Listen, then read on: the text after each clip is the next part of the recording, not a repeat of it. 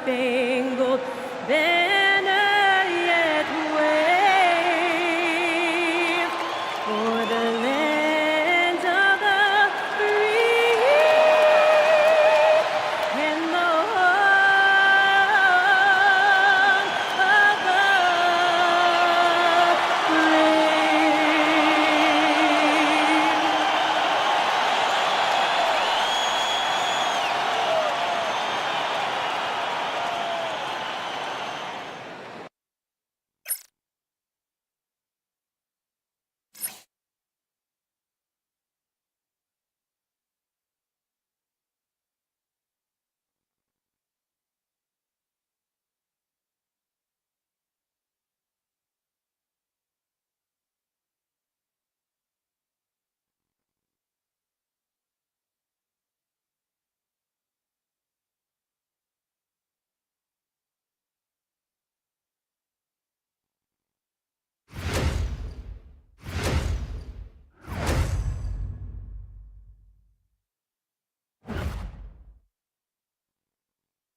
Happy to have you with us for NBA basketball on 2K Sports.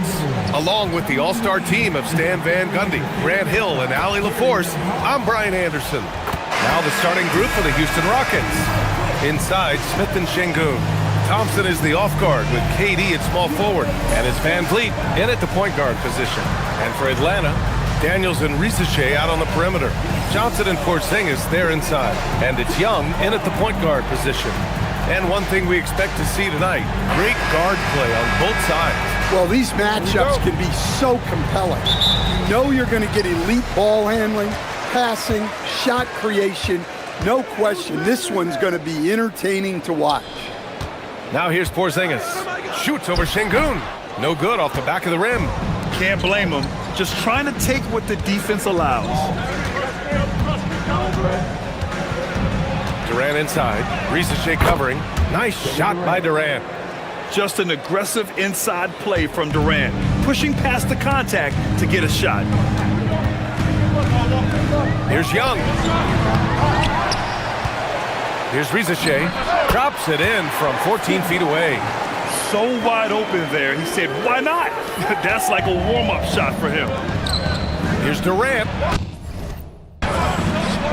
2 shots, 2 makes. Off to a good start. I love this approach. Getting him involved early, and it's already paying off. Yeah, well, his offensive contributions are going to be very important in this game. So it's good they've already got him in a rhythm. Ball stolen. Risache with the ball. Durant covering. For 3, Porzingis. Rockets with a rebound. All right, we've now got our 2K insider, Shams Charania, on the line. He's got a special report. Shams, it's all yours. Thanks, guys. No doubt that a healthy Kristaps Porzingis is still a unicorn for what he can bring to a team. When Atlanta pulled the trigger to bring him in, they envisioned him stretching the floor, and Porzingis has opened up about recovering from the illness that sidelined him during the 2025 NBA playoffs. Guys, the Hawks are hoping he can be the player that helps get them back into the postseason. Their entire 2025-26 regular season hinges on KP. He's a big factor. All right, Shams, thanks for the update. You gotta love how Şengün attacks on the interior. Young from long range. Atlanta gets it back. Tries again. Porzingis misses. The Rockets have gone 4 of 5 so far, looking sharp. And the foul called on Kristaps Porzingis. That's his first foul. And from the sideline, let's catch up with Allie. Well, I did have a chance to talk with head coach Quinn Snyder. Coach and I talked about what it's like competing against Kevin Durant, and he said his attention to detail, his dedication to the craft, it's second to none. You have to have your A game because nobody loves ball more than Kevin Durant. It brings out the best of you as an opponent, too. It's no secret KD is obsessed with basketball. Back over to you. Okay, thanks, Allie. Young looking for an opening. Can they get it? Smith with the rebound. Something's off about him this quarter. Yeah, and sometimes guys just start pressing. The best thing for him is to just slow it down and concentrate on solid shot selection. They've been very effective so far. A balanced attack at its best. Yeah, now it's all about maintaining this lead, but you can't start playing it safe. You got to keep attacking and executing. Hawks trail by 10. Daniels outside. Pass to Young. Good ball movement here by Atlanta. Şengün with a steal. Puts up a three. And there's Durant. That one's good. On the assist from Van Vliet. Durant's got 7 points. And early on, they've been on a tear. Just getting whatever they want offensively. Yeah, I mean, this is exactly how you want to start a game, with a big offensive push. Now here's Daniels. Yet to see a basket. 5 on the clock. Porzingis. Good D by Şengün. Oh, you got to finish at the rim right there. You hate seeing those opportunities go to waste. I mean, he's trying to shoot his way out of what's becoming a prolonged cold streak. Yeah, I get it, but you don't want him forcing things. It's better to get your shots within the flow of the offense. The offensive game plan is clear. Get it inside and go to work. Yeah, and until the defense makes an adjustment, there's no reason to go away from what they're doing. Okongwu's checked in for Atlanta. Alexander Walker comes in for Daniels. And then for Houston, Clint Capella, he's checked in for Alperen Şengün. Finney-Smith comes in for Smith.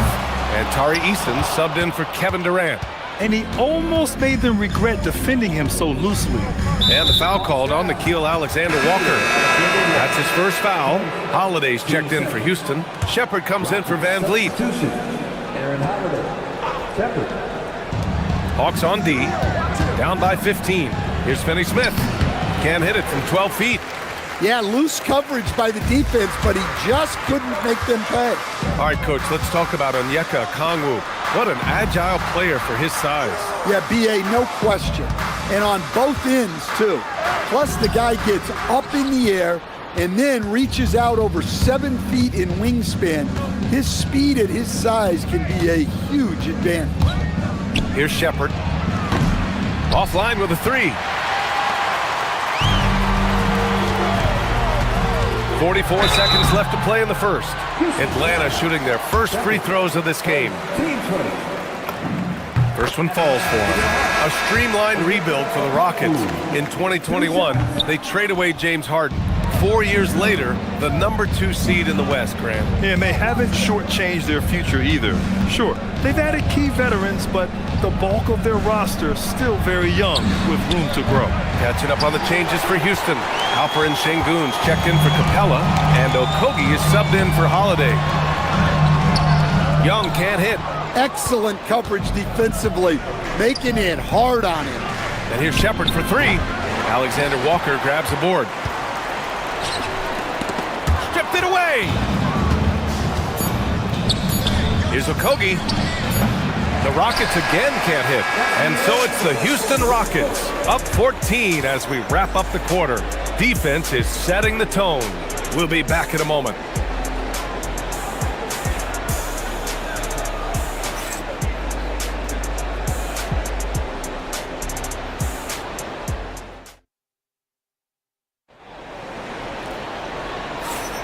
And so far through one quarter, it's been a lopsided game.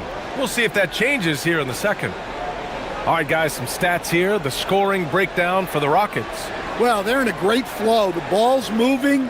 All those assisted buckets means the offense is running well. You know, another thing that has impressed me has been their numbers of points in the paint, just dominating down there. They're just getting whatever shot they want in close. So the Rockets 5 now. Dorian Finney-Smith is out there with Alperen Şengün. Then it's Shepard. Then it's Tari Eason. And it's Crawford in at the 2. All right, let's check in with Allie LaForce. Thank you, guys. There's a resemblance in Alperen Şengün's game. Coach Udoka said he's got a little bit of Joker in him. That's the first thing you'll see. Şengün acknowledged the comparison, adding our passing skills and touch under the rim is similar, but Joker is like monster level. I want to get to that level. Back to you, B.A. He is on the rise. Thank you, Allie. Here's Newell from behind the arc. Finney-Smith pulls it in. Outside Eason. From the arc. Pure from three-point range. Finney Smith's gotten himself going here. His first points of the game on the deep ball. Trying to find a spark here. Yes, indeed. A rough stretch offensively. They could really use a basket. Atlanta again missing. The Rockets lead by 17. Here's Crawford. The 11-footer. And it's Shepard missing. The Hawks have got none of their first three shots to fall so far in the second. The shot by Alexander Walker, no good. The Rockets have gotten only 1 of 4 shots to go in. The three is up. And it's Shepard missing. He may have had too much time to think about it. To the inside. Now Okongwu. And the rebound goes to the Rockets. Şengün's got 6 rebounds in the game. The quick crossover. What a move. Eason's gotten his first bucket of the night. And it gets even worse for them. I mean, he just waltzes down the lane, extending their advantage. Not good. Well, it's not going to get any easier if they can't improve their defensive intensity. They got to show some fight. Left side, Alexander Walker lets the three fly. He buries it from 3. Alexander Walker's got himself on the board with a 3 there. Atlanta with the rebound. Fires from deep. He drops it from range. And for the defense, that is a heart-sinking moment when you see him that wide open from beyond the arc. And so Ime Udoka decides to call timeout. We might see him looking to make some tweaks to the strategy. And Houston will go for a different look here. Smith, he's checked in for Finney Smith. Kevin Durant comes in for Eason. Amen Thompson's checked in for Crawford. And Fred VanVleet is subbed in for Shepard. Now here's Durant. He has 7. Here's Şengün. The Rockets again can't hit. And you watch Alperen Şengün. He's a beast on the blocks, Grant. Yeah, B.A. He throws his weight around, but what separates him is his skill. Against the best post defenders in the league, he comes up with creative ways to score. Well, with his skill and confidence with the ball, if you put him in position, he'll reward you. And this will be a second trip to the free throw line. And the free throw, no good. And it's exceptional, the level of commitment that Ime Udoka has inspired from this Rockets team, Grant. Yeah, B.A. I mean, he's a player's coach, but very demanding, and he holds everyone accountable. It's all about professionalism and purpose. And here's VanVleet from the arc. Sends it home from three-point land. VanVleet's got his first bucket of the game, and he's on the board for 3. Young from long range. Kevin Durant with a rebound. And so Durant will bring it up for the Rockets. Earlier in the game, they led by 19. Here's Daniels. And it's good for 2. Well, he can get you the ball in a number of ways, that time with a great bounce pass. Houston leading by 12. Pass to VanVleet. All sorts of time, and the jumper falls for him. VanVleet's got 5 points. And the luxury of having VanVleet. He doesn't need the ball to score. Fred can work off the rock and be a spot-up shooter. To the middle, Smith. And a great assist by VanVleet as that one goes. VanVleet's got 3 assists now in this one. Now here's Young, guarded by VanVleet. From the high post, another one falls for Atlanta. Well, he is such a confident shooter. Young just taking what the defense gives him there. Smith with a screen on Young. Smith in the high post. Back to VanVleet. Okongwu with the rebound. Okongwu's got 4 rebounds in the game. Young with it, and it's Şengün picking him up. Young can't hit. Houston has gone 2 of 6 from distance here in the second quarter. And the basket by VanVleet. If you let him, VanVleet will just live at the arc. I mean, he shoots fearlessly from out there. From downtown, it's hauled in by Houston. Şengün's got 9 rebounds now. VanVleet, the pass to Smith. Şengün against Okongwu. Houston working the ball around. That's good from VanVleet. And the assist by Şengün. And that's 10 points for Fred VanVleet. Well, VanVleet likes to work up close and personal at the basket, always ready to take it inside. Here's Young. Soft touch off the glass. Well, all of us coaches, we love when you can create looks in close. Houston leading by 17. Just 2 seconds between the shot clock and the game clock. Pass to Şengün. Here's Smith.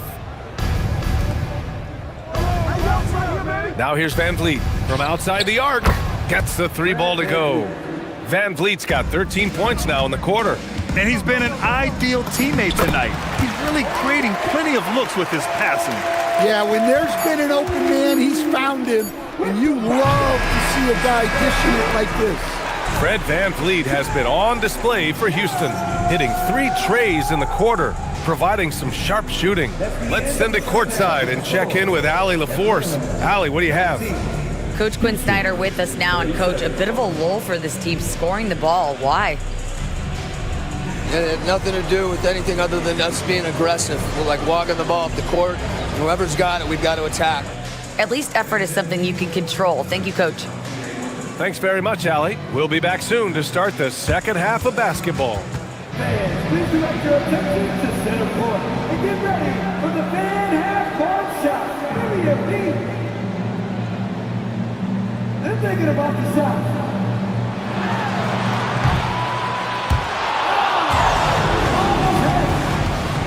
Let's hear it from the participants.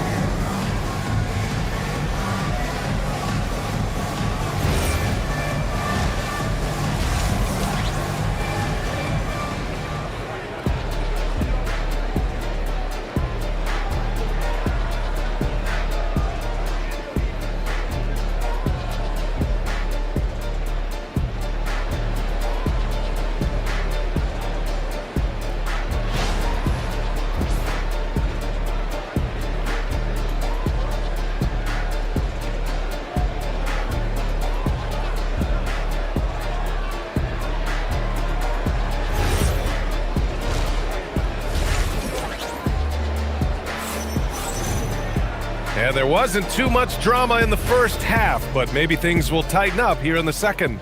Oh, we're seeing a tremendous game from Fred Van Vliet. I like how they control the tempo and play to his strengths. Yeah, he's found his spots, been patient with his shot selection, and it's paid off for himself and the team. Johnson and Porzingis, they're inside. Trey is flanked by Daniels in the backcourt, and it's Ricochet in at the 3. That's the 5 to begin the second half for Quinn Snyder. Young way outside. The quick look, no good that time. Houston leading by 20. Will stand a move by the Hawks to diversify their offense with more cutting and ball movement. Well, it's made the Hawks tougher to defend and keeps all 5 guys engaged. As prolific as Trae Young is, it's too much to have him do it all by himself. Down low, here's Smith, and slammed it home, and a foul! A chance at another point at the line. That one on Johnson. And this is exactly what Smith loves to do, wreaking havoc on opposing defenses and scoring through contact. From the high post. Well, the Hawks again cannot hit it. Well, his shot selection's been poor. If I were coaching this team, he'd be sitting next to me. Drops in the 3. On the catch and shoot, Durant is so effective. You have to run him off his shot. Here's Young. And a foul called on the way up. So he'll take 2 from the free throw line. It goes on Fred Van Vliet. Atlanta shooting their 4th and 5th shots at the foul line in this game. All right, Grant, when we talk about the range Trae Young possesses, just how dangerous can this guy be? Well, when he's on, he's a nightmare matchup for defenses. Once he crosses half court, he's a threat to score, which in turn really helps open up the floor for everyone else on his team. Van Vliet misses. Yeah, you expect him to make those. Good look, just couldn't find the mark. There's Young with the 3. Kevin Durant with a rebound. Durant's got 4 rebounds in the game. All right, let's get a report from Allie. Thank you, Brian. The Hawks are trying to involve everyone to take some of the load off Trae Young. Coach Quinn Snyder said, "We've been intentional about that. Trae can't do this by himself, and he knows that. Frankly, no player can. Figuring out the ways he can be efficient has been the idea, and he's been making those plays." Guys, back over to you. Okay, thanks for the report, Allie. Here's Young. He has 6.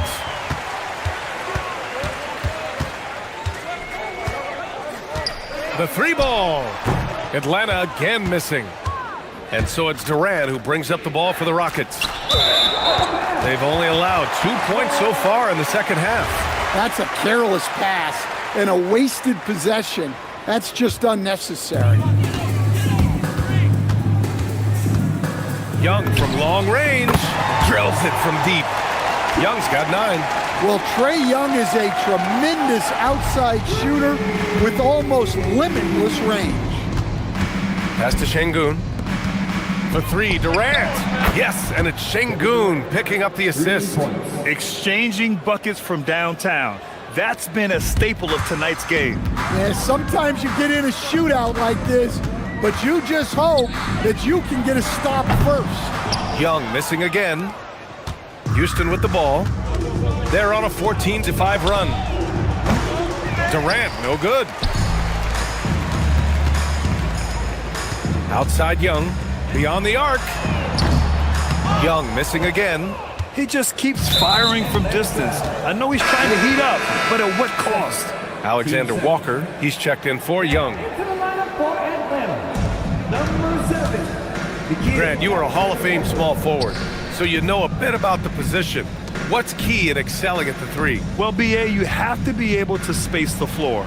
We almost never see a 3 or even 4 who can't make threes. And on the other end, lots of times you're matched up with quick guards. Here's the 3. The shot by Johnson, no good.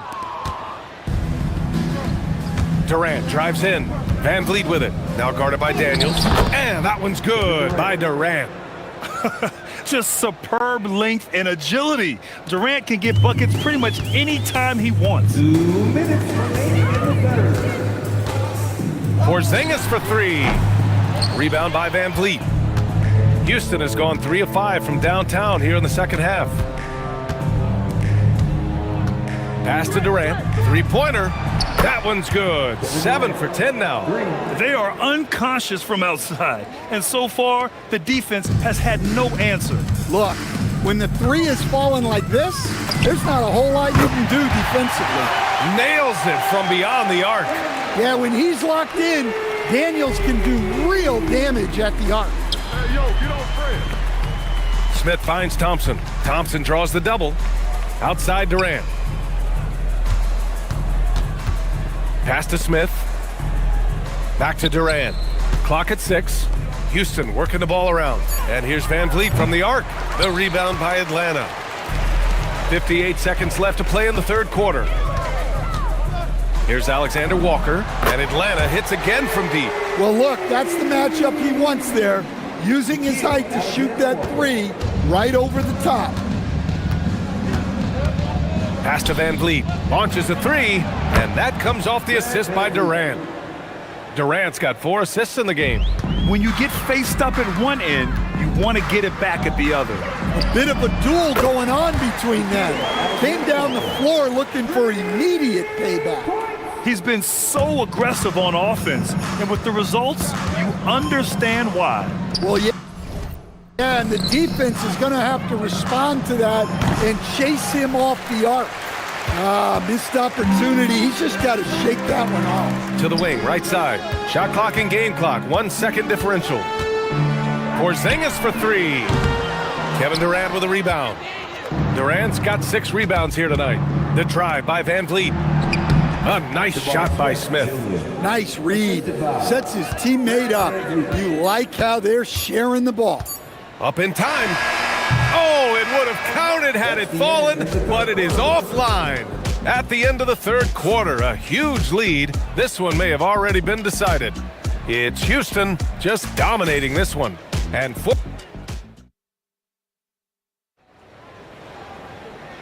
with the fourth quarter upon us, time is running out for this game to become competitive. And for the Hawks, they're shooting only 26% for this game. Not good. So the Rockets 5 now. Jayshawn Tate out there with Aaron Holiday. Then it's Clint Capella. Then there's Dorian Finney-Smith. And it's Eason in at the small forward.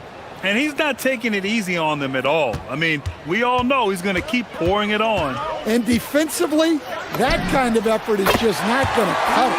And Young gets it to go. Well, anytime you want a three-point shooting competition, Young is up for it.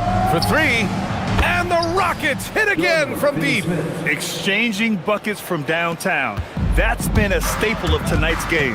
Yeah, sometimes you get in a shootout like this, but you just hope that you can get a stop first.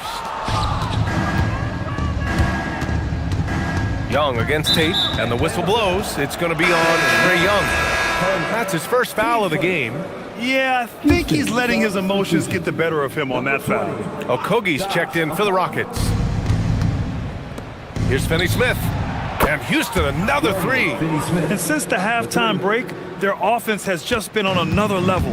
Well, the coaching staff made some adjustments for the second half, and they've come out with focus and execution. Well, he's trying to shoot his way out of it from distance, but look, he's got to find something easier. All right, guys, let's get your take on the scoring breakdown for the Rockets. Well, they've really been sharing the basketball. All coaches talk about that, try to get their teams to do it. It's really great when you see it in action. We also got to highlight how on fire they've been from three-point land. They've continued to capitalize from beyond the arc in this one. And the Hawks making a change here. Johnson's checked in. And a deep three from Young. And once again, off the mark by Atlanta. Houston has gotten 3 threes to fall out of 4 attempts here in the fourth. Well, you love the unselfishness, makes the next pass, and enables his team to capitalize on the possession. Kennard passes to Okongwu. Outside Young. To halt the run. Eason pulls it in. He's trying to find his shot, but at some point you have to start making these. Pass to Capella. And the shot counts. He's fouled, and it's a chance for a three-point play. So for the Hawks, Kristaps Porzingis, he's checked in for Okongwu. Risache comes in for Alexander Walker, and Daniels is subbed in for Kennard. Well, something you notice about Clint Capella is he does not play outside himself. His primary focus at all times is on being a force on the inside. And a slam dunk by Capella. Well, you know, it's already tough to play like this at home, but it's even tougher to do so on the road. It sure is. They've certainly accepted the challenge. The trick now is to sustain this effort. And they are really struggling to stop this run. Well, this is a spot where you have to be able to go to your leaders. They need to step up and make a play to turn things around. And it hasn't just been their stellar offense. Their defense has been effective as well. Great example of how to build a lead and then sustain it. You win games on both ends of the floor. Eason finds Holiday. Houston working the ball around. And Jalen Johnson is going to pick up the foul. That's his third foul so far. All right, the Rockets making a switch here. Shepard's checked in. Number 15, Reed Shepard. Here's Capella. And Capella gets double teamed. Outside Finney-Smith. And here's Shepard for three. Knocks down the long J. Shepard's got his first 3 points of the game. Shepard is good at measuring the defense. He knows his passes are coming his way if he has space to shoot. Young, the top of the key jumper is on the mark. Well, look, if he misses that shot, coach might think of benching him. He's pretty fortunate he got that one to go. Johnson with a double team. Back to Okogie. Lays it up and banks it in. Okogie's got his first bucket in this one. They're simply not missing. Unreal. Well, as a coach, this is when you enjoy what you're watching. Your team playing well and everything just flowing. Young misses. Just too many missed threes for him tonight. He must be sharper here down the stretch. And out of bounds. Atlanta will have it. I don't know what the heck happened there. That's just a careless turnover. And the Hawks making a change here. Okongwu's checked in. Tate's checked in for the Rockets. Holiday comes in for Shepard. The kick out to Young. The three is up. And it's Young again missing. Houston has gone 4 of 5 from beyond the arc here in the fourth. On the wing, Finney-Smith. No good on the three. Given his range, you'd expect him to capitalize on that opening. And what a complete performance we saw from them. A dominant win in every way for the Rockets. And the disparity in the talent was obvious by the end. Sometimes you just don't have enough ammunition to compete. Yeah, B.A., just a total beatdown. And the next time these teams meet, I can't imagine it'll be any different. And one player just stole the show tonight, doing everything for his team. A monster night for Fred VanVleet. Well, bottom line, he was just unstoppable at times. Not much you can do when he's playing with that kind of confidence. Eason can't get it to go. And here's a Kongwu for three. Drains the triple. Nice pass by Risache. You can already see he has a high basketball IQ. There's 37 seconds left to play in the fourth quarter. Finney-Smith. And he can't answer back. The three-pointer offline. And here's Young. He'll bring it up for the Hawks. Daniels finds Young. Fires the three. It's hauled in by Houston. No need to shoot. This one is done. Yes, they've got to be happy with tonight's effort. To the paint. Eason, pass to Tatum.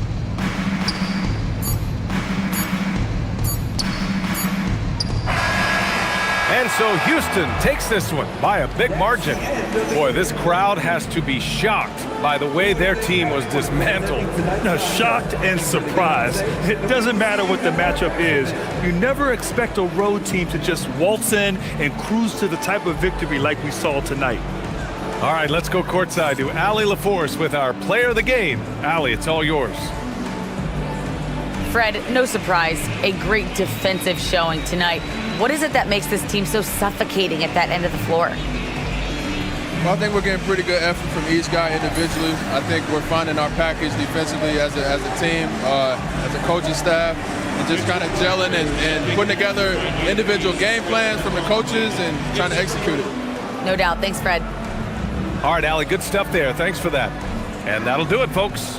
With Grant Hill, Stan Van Gundy, and Allie LaForce, this is Brian Anderson saying thanks for watching the NBA on 2K Sports. And let's leave you with our player of the game, Fred VanVleet.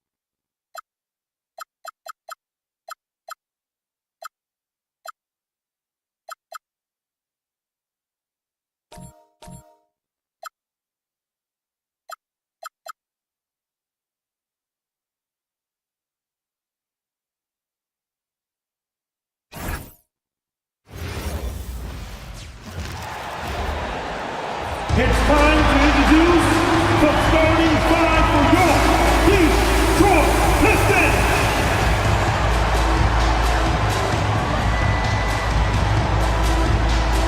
Start at the shooting guard. 6 feet 4 inches. Number 23, Jaden Ivey.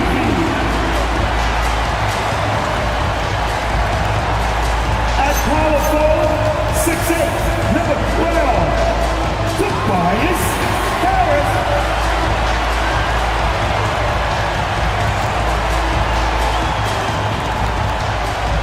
The forwards, 6'6", number 9, All-Star Thompson.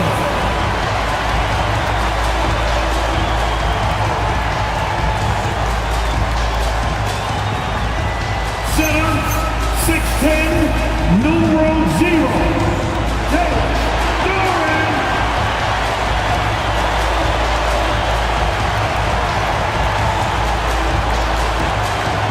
At guard, 6'8", number 2, Hayes Cunningham.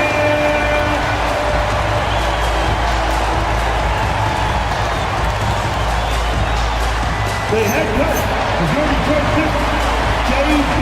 Bickerstaff. This is Detroit Pistons.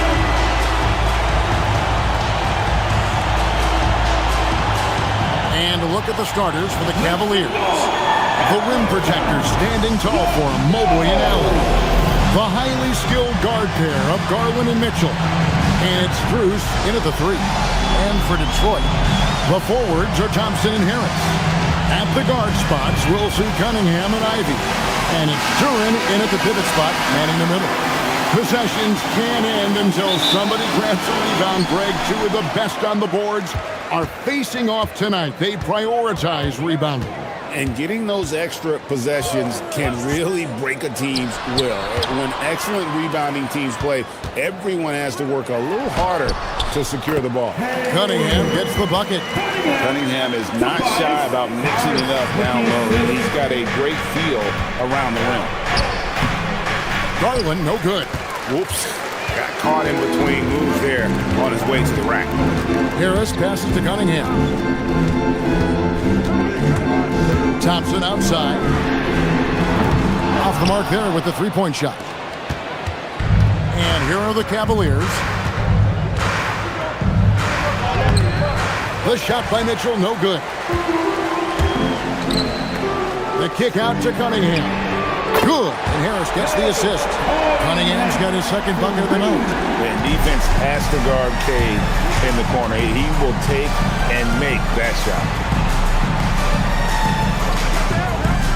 Mitchell feeling it out a bit for 3. And another miss by Cleveland. Detroit's gone 1 of 2 from long range in the first quarter. I'm told now by our producer, do we have him, guys? Okay, we do. We have a call coming in from Shams Charania. Shams, thanks for joining us. What do you have? Thanks, guys. Well, it's been a remarkable comeback story for Lonzo Ball. He became the first player ever to undergo cartilage replacement surgery on his left knee. Now, with a role on a winning team in Cleveland, this is a great situation for a player whose IQ for the game is as good as ever. A cagey veteran. Okay, thank you, Shams. Cunningham's shot is off. Cavaliers have gone 0 of 4, missing their first 4 field goals. The shot by Mitchell, no good. Boy, that's the kind of contest you need to force the miss. Ivy passes to Duran. And the shot no good, a bit short. Cleveland's gone 0 of 2 from deep here. Mitchell dishes to Mobley. Back to Mitchell. Can they get it? Thompson with the rebound. You know, you'd love to see him pull that off, but instead he goes from highlight reel to the blooper. Ivy with the bucket. And if Ivy can hit that shot with consistency, it really makes him a tough cover. And Cleveland making a change here. Hunter's checked in.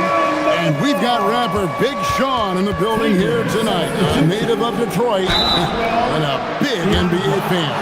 Always great to see him cheering on his hometown team. It's clear how much he loves attending games. Personal foul. First team foul. And, GA, you think about high skill level offensive players. Darius Garland near the very top of that list. Well, the son of an NBA point guard in Winston Garland, Darius has been preparing for this level his entire life, and his offensive package is as polished as anyone. He's off on the first. Hard not to like how dynamic Garland is on the floor. He's a high-energy player who works hard to maximize his impact on the game. Detroit leading by 7. Cunningham passes to Duran. Yeah, easy call. Darius Garland. The Pistons shooting their first free throws of this game. First team foul. At the line for your Pistons. Shoot 2. Duran, 2 shots.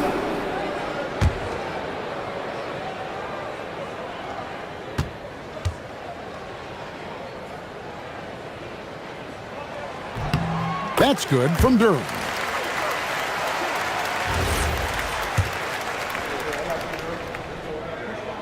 He doesn't get the second one. The Cavaliers trail by 8. And now let's swing it over to Allie LaForce on the sideline. Well, JB Bickerstaff had a few moments to share with me. I asked about what he was planning to do about the athletic and energetic Evan Mobley. Coach said, my guys have studied the reports, we've reviewed the film, we are as prepared for him as we can be. Now, if our whole team could also grow another 3 inches, then we'd really be in good shape. Coach had jokes, but he also has a plan. Back to you. Terrific, Allie. We appreciate the report. Whoa, taking it to the rack with power. Hammering down the two-hand slam. Garland, and he banks in the layup. I like the toughness required on that finish by Darius Garland. Boy, oh boy, that was nice. The willingness to mix it up on the interior, so important. Now here is Harris. Hasn't made one yet. Mobley with the block. They get it back. Ivy with the bucket. 1:58 left here in the opening quarter. Garland with it. Now defended by Cunningham. Here's Strus. And again, it's Cleveland. Well, showing off his versatility, Strus gets to his mid-range. Thompson against Hunter. Duran with the screen on Strus. Cunningham's shot is off. Rare you'll see him miss such an open look. Here's Hunter. Another shot. The shot goes in. First shot, first basket. That's how you give me a little grittiness from Evan Mobley, not afraid of throwing his weight around right there. Here's Cunningham. Drops it in from 11 feet. Cunningham's got 7 points in the game. I tell you what, it's almost like stealing to watch how he plays the game from this seat. Duran against Allen. 5 to shoot. Shoots over Duran. Allen, that's good. Well, you like to see Jared Allen play to his strength. Just terrific at cashing in on the interior. Cunningham inside. Guarded by Garland. Cunningham gets the bucket. And their post play has been really solid right off the bat. About 7 seconds separating the shot and game clocks. And Cunningham with the block. Oh, great anticipation by Cunningham, managing to get his hand on that shot. Stolen by Thompson. The kick out to Cunningham. Back to Ivy. Harris outside. It's the three-point bomb. Building up a big early lead. They have taken charge of this game. They've been doing it largely at the offensive end. If the defense does not adjust, this could be a blowout. And so it's Cade Cunningham making things happen for Detroit. He finishes with 9 points in the quarter. The D is having all sorts of problems with them. We'll get you back to the action after this break.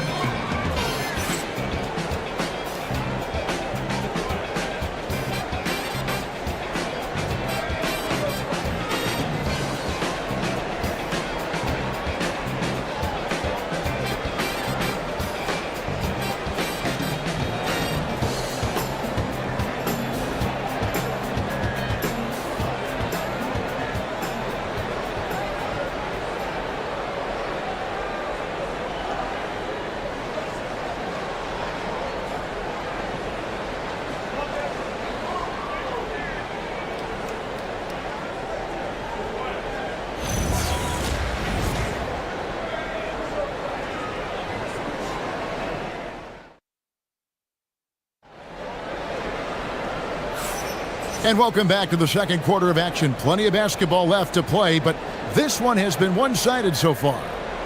And let's take a moment, guys, to get your take on the scoring so far for the Pistons. Well, they haven't wasted any time getting into a groove from deep, putting up and hitting a healthy amount of three-pointers thus far. Yeah, and in addition, their ball movement has really unleashed their offense. Boy, they've been fun to watch. On the floor for Cleveland, getting going here in the second. The wing set for him, Mitchell and Hunter. Wade out there at Nance, and it's Ball in at the point guard position. The Cavaliers trail by 8. Launches a 3. Robinson pulls it in. Detroit's gone 4 of 8 tonight from three-point land, shooting 50% on the free ball here. Pass to Sasser. Nice ball movement by Detroit. A three-pointer, no good. And so it's Mitchell who brings up the ball for the Cleveland Cavaliers. And DB, with Mitchell out there on the court, we have one of the most dynamic players in the NBA. And Kevin, let's not forget one of the smartest as well. Donovan Mitchell played for Quinn Snyder early. He talks often about now understanding the game at a much higher level.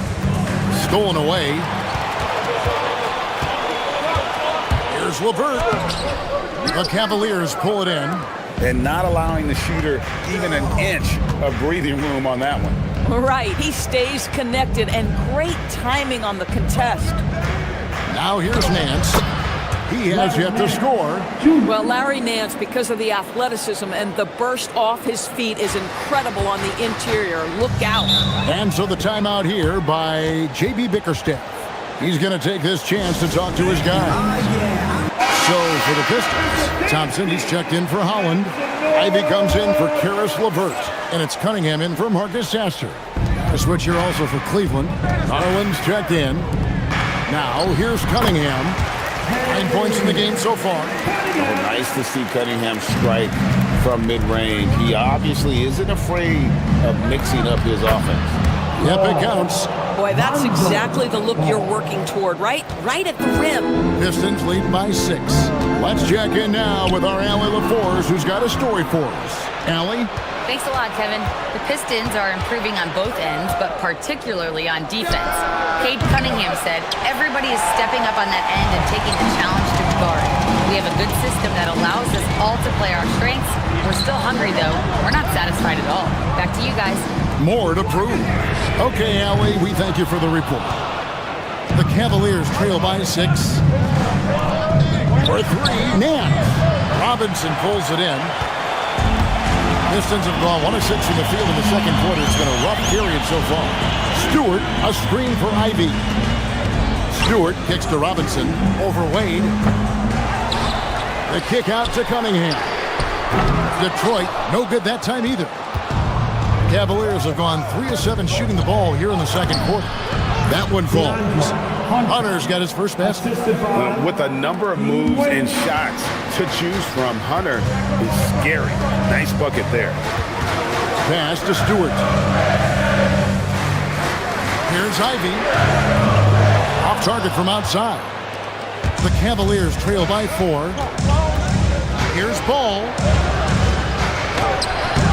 Misses the layup. He had him with that bump fake. Pistons shooting under 40% all in all for the game.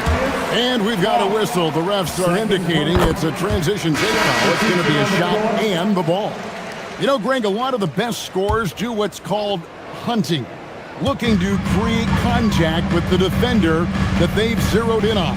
Yeah, and that can be a legitimate technique to really negate a shot blocker. But when the offensive player basically initiates all the contact, we could do without some of those cheap foul calls against the defender. And it's Strus missing. The right thing there to stay that tight on him and really try to keep him out of his comfort zone. And there's the call on Evan Mobley.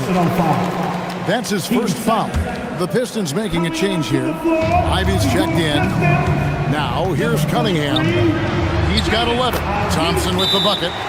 An explosive player. Thompson has serious leaping ability, and that comes in handy around the basket. And timeout call by Kenny Atkinson. He's going to make some adjustments to the game plan. Give a big round of applause. Show them some love. The Cavaliers trail by 7. Up top, Garland. Covered by Cunningham. Allen in the post. Durant on him. A tad short, but it's good off the front iron. Allen's got 6 points. Allen's gone 3 for 3 from the floor. Thompson passes to Durant. And Durant slams it in. Yeah, I mean, maybe could have tried for a more memorable dunk than that one. And we know he's capable of those memorable ones. Well, if you don't stay in front and you allow him room to drive, you will pay the consequence. Donovan Mitchell with authority. Here's Cunningham from the arc. That's a miss, and with it, he is 5 for 9. Strus finds Mitchell. Duran pulls it in. Duran's got his 4th rebound in this one. Here's Ivy, and it's out of bounds. Last touch by Thompson. Just didn't get his hands up in time on that one. They weren't on the same page there. Mobley against Harris. Mobley misses. Pistons leading by 5. There's the lob to Duran. Up high to stuff the alley-oop. Oh, phenomenal alley-oop slam there. They are taking advantage of a team that looks lost out there. The Cavaliers again can't hit. Ivy on the wing, covered by Mitchell. Here's Duran, and Duran slams it in. Boy, something so good about a perfectly placed lead pass. That is nice. And we finished one half of basketball. Pistons ahead, leading by 9. And we've got more action coming your way after this break. Cavaliers 23. Fans, please direct your attention now to center court. And get ready for the fan half-court shot drums. They're thinking about the shot.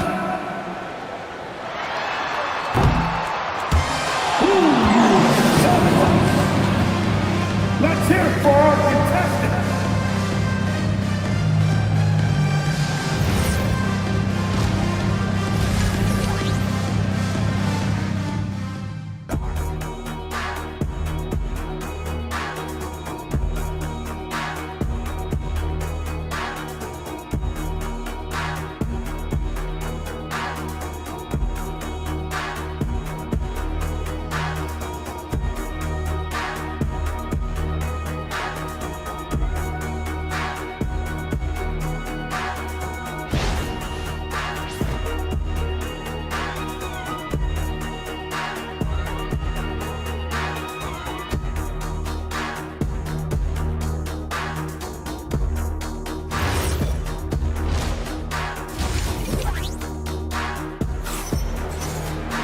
And happy you could join us. We've got 2 quarters left to go in regulation. You look at Cade Cunningham in this game, he's been everywhere.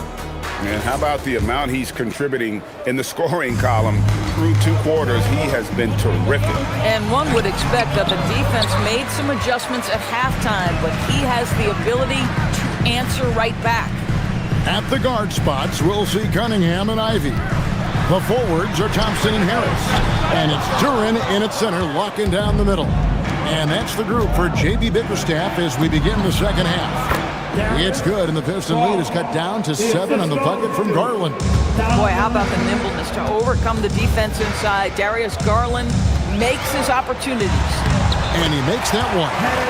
Cunningham's got 13. And that solid play in the paint continues here, guys. And so Garland will bring it up for the Cavaliers. Here's the 3. Rebounded by the Pistons. Duran's got his 6th rebound on the night. Pass to Ivy.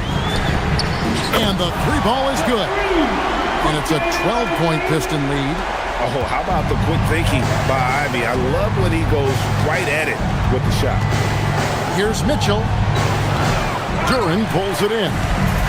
Duran's got his 7th rebound here tonight. Cunningham with it. Garland picks him up. Cunningham's shot is off. The Cavaliers trail by 12. Here's Mitchell. Good! Donovan Mitchell down low. Strength, athleticism. Donovan Mitchell in the paint, quite comfortable, folks. Pass to Harris.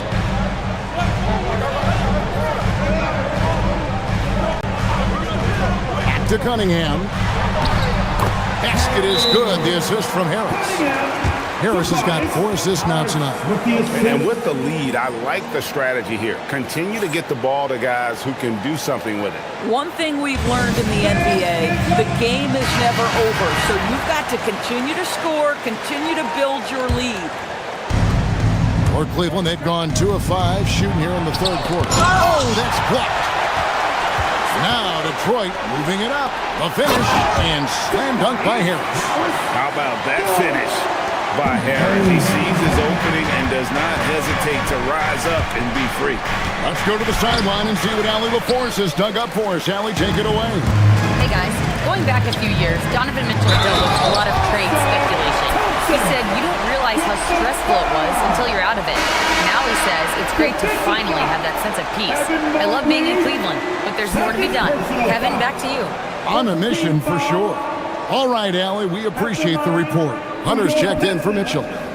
Thompson, shooting one.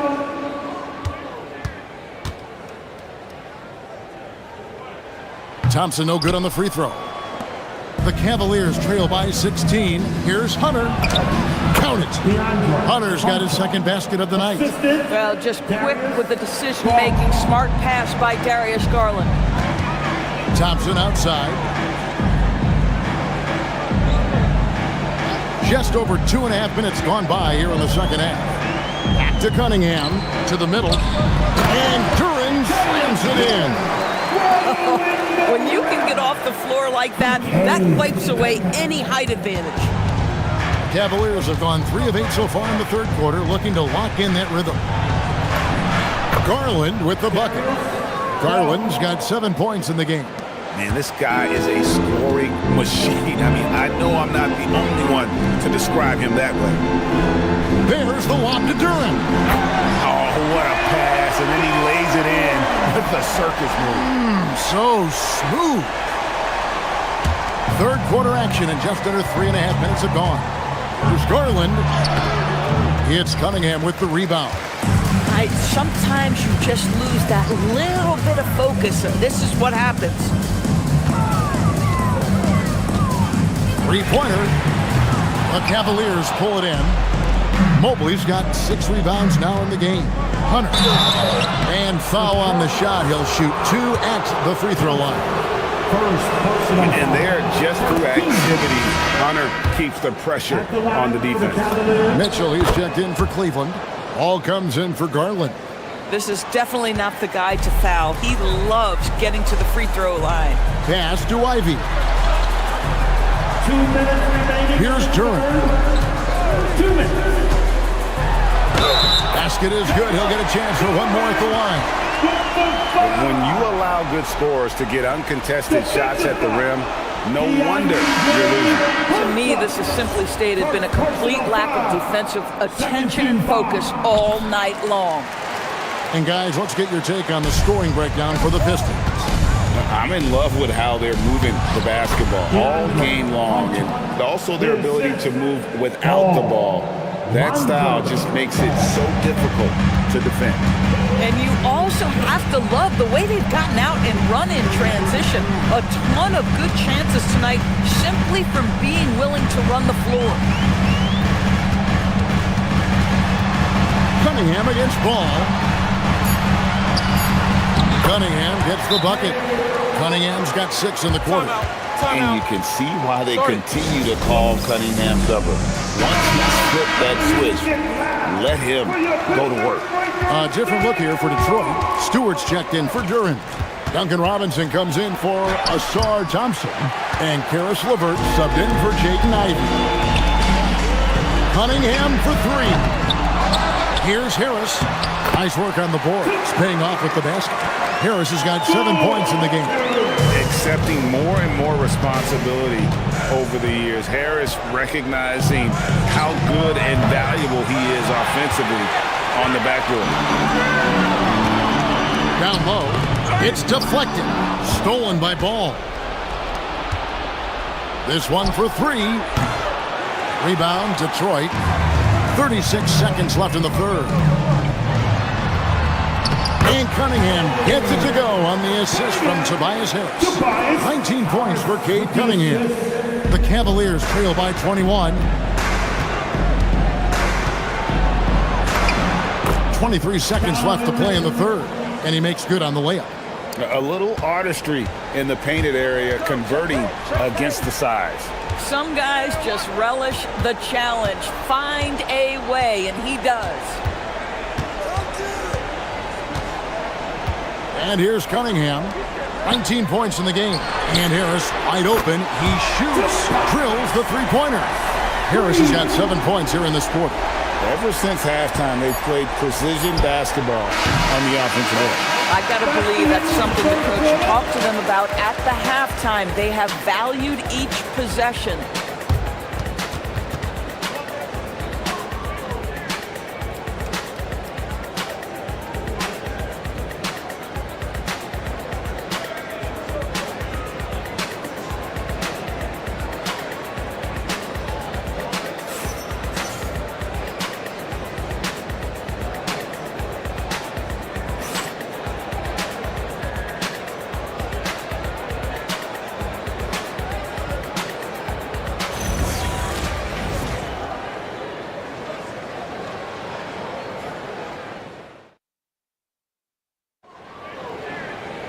And there have been 2 very different performances from these teams today as we get going in quarter number 4. Detroit leading by 22, and Cleveland looking at who they've got to start the fourth quarter. The wing set for them, Mitchell and Hunter. Then there's Lonzo Ball, and it's Nance, and it's Tomlin in at the 4-man position. For 3, Mitchell, rebounded by Cade Cunningham. Cunningham's got his 4th rebound in this one. Pistons passing it around. Now, here's Stewart. Defense is right there. And he sure can get off the floor. He's one of the best in the business, absolutely. Here's Tomlin. Shoots over Holland. Tomlin misses. Stewart up top. Cunningham outside. Right wing. Beyond the arc. Holland no good. Well, Cleveland shooting struggles apparent. 37% from the field. Once again off the mark by Cleveland. And he didn't punish them for the weak coverage there, but they can't count on him to continue missing. Shoots the 3. The offensive rebound. And the dunk by Stewart. And the second chance becomes a dunk. We could feel over here. GA, such a good, aggressive play in the paint. Nance, no good. Detroit's gone 0-3 so far in the fourth quarter from long range. Pass to Stewart. Nails the baby hook. Stewart's got 6 in the quarter. Wow, what a pass there. He made that a very easy basket with that setup. For 3, Nance. Good on the triple. And looking confident. When Nance can hit the jump shot, this offense becomes much more dynamic. Cunningham kicks to LeVert. Tried to answer back, but that 3 is off the mark. Pass the ball. Just a little under 2.5 minutes at pass now here in the fourth. And he'll go right through your chest. Ball won't shy away from the contact. That's good from Ball. Marcus Sasser's checked in for Detroit. He hits both from the stripe. And so LeVert will bring it up for Detroit. To the paint, stolen by Mitchell. And the Cavaliers pushing it up now. Here's Mobley. Good, and it's Mitchell picking up the assist. Just great awareness from Evan Mobley. Get out in transition, get in front of everybody. LeVert the pass to Stewart. Here's Robinson, defended by Strus. Clock at 6. Sasser gets the bucket. Sasser's got his first bucket in this one. Yeah, when you attack in the painted area, good things tend to happen. Ball from deep three-point territory. And it's off from three-point range. Pistons leading by 23. And a little over 3.5 minutes in the books so far here in the fourth. There's the double team with Allen. Here's Holland. No good from outside. For Cleveland, they've gone 2 of 7 from the field in what's been a cold start to the fourth quarter for them. The shot by Mitchell, no good. For Detroit, they've gone 4 of 10 here in the final period. Not the time to go cold. Here's Sasser. Laid in with a nice touch off the glass. And how's that for a move? The killer crossover. It's a thing of beauty. Ball finds Struth. And down it goes, jamming that one home. And Ball, a terrific distributor. He's got great size at that point guard position, which enables him to see over smaller defenders. They double him with Mitchell. Pass to Robinson. LeVert with it. From 11 feet away. And that one goes long. Now here's Ball. He's covered by Sasser. Pistons leading by 23. And so it's going to end up in the record books as a blowout, a dominating performance for the Pistons. As one-sided as it gets today, you know, there were some dominant moments in about every facet of this game for that team. Yeah, I mean, Kevin, it's hard to think of what didn't go right for them. Game planning by the coaches, execution by the players, everything was just on target. And we watched them all night long. No one could really stop them. Just another excellent game it was for Cade Cunningham. You love this guy's confidence. He believes every shot is going in, and boy, a whole lot of them did. And now the fast break. Mitchell with the ball. Count it! Good to see Mitchell distributing the basketball, guys. You want him to find his guys and establish some chemistry. Here's Sasser. He's covered by Ball. Mobley there for the rebound. And the Cavaliers with possession. They're on a 14-4 run right now. Outside Ball. Jacks up a 3. Can't get it. It's been a nice stretch for them offensively. I mean, the communication's great. The movement's been really good. This is solid team basketball.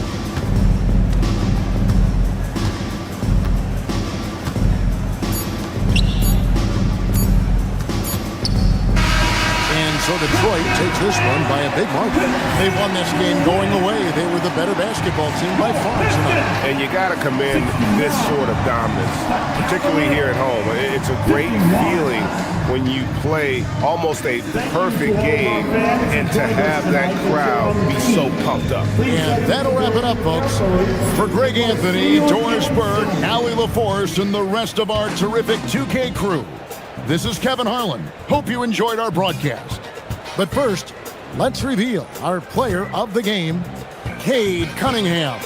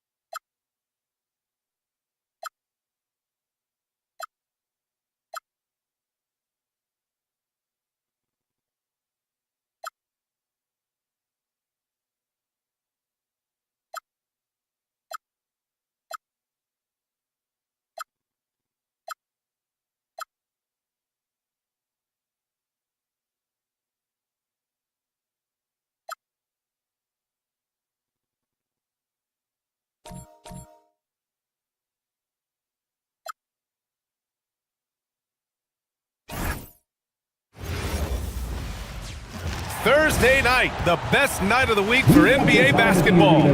Hi there, everybody, and thanks for being with us on 2K Sports. Hi, everyone. I'm Brian Anderson, alongside Clark Kellogg and Grant Hill. On the sidelines, Allie LaForce. All right, let's take a look at New Orleans' starting lineup. Murphy and Zion at the small and power forwards. Murray out there with Jordan Poole, and it's Messi in at the 5. And for the Hornets, Bridges at the 4 with Plumlee at center. Ball is joined in the backcourt by Knipple, and it's Miller in at the 3 spot. Well, we've got an exciting game here. Rivals from different conferences. Yeah, you know, there's great history between these teams, and the players understand that as well. And since they don't meet very often, when they do square off, it's got extra special intensity. Now here's Miller. Pass to Knipple. Now Plumlee. Bridges, left side. There's Ball with a 3, and the three-pointer goes. sneaking out to the corner. Can't lose LaMelo. He'll make you pay if you do. And the whistle on the shot. Got some contact there. Misses the shot, but he'll shoot two. A long-limbed 6'5" guard, Grant. Talk about what DeJounte Murray brings to the table. Oh, man, defense, defense, defense. I mean, he's led the league in steals, B.A., and Murray is really good at disrupting the point of attack, making things hard on the opposing ball handler. Bridges finds ball. Off the mark there with a three. And it's Poole with the ball for New Orleans. It's off his foot. And the ref saying he kicked it.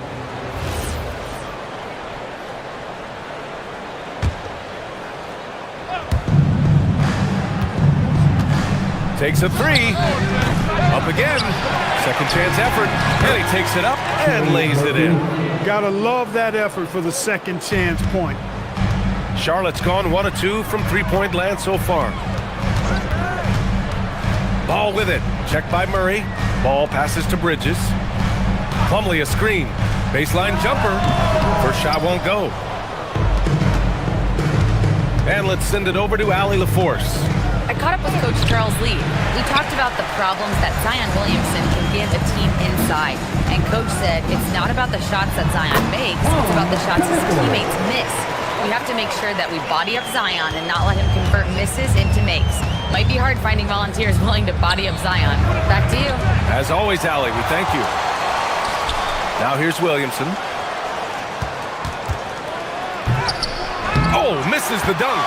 When you do moves like that and you miss, you know you're going to hear it from your coaches and your teammates. Ball right side. And they double up ball. And the whistle blows. It's going to be on Zion Williamson. That's his first foul of the game. First team foul. On defense, New Orleans. They trail by 1. Slam dunk by Plumlee. And Ball definitely has the passing DNA. Some of his dime drops are really sweet. Here's Murray. Misses the one-handed jam. The Hornets have gone 3 of 5 here in the opening quarter. Bridges with it. Nisi picks him up. Miller outside. Pass to Knipple. Lets it go from deep.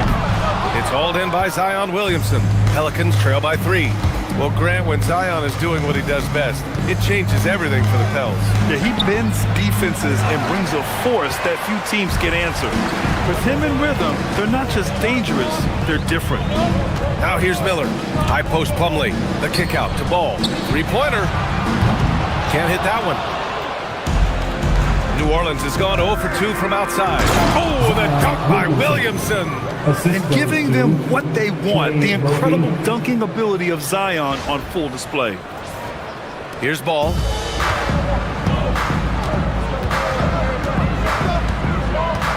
Inside. Here's Bridges. That shot off. Great D that time from Williamson. Driving inside. Yes, and it's Murray picking up the assist. Williamson's got his second bucket of the night. Just taking it right to the rim, and no one was there to greet him. Well, this early, they should be showing a lot more energy on defense. It's not there. Now here's Ball.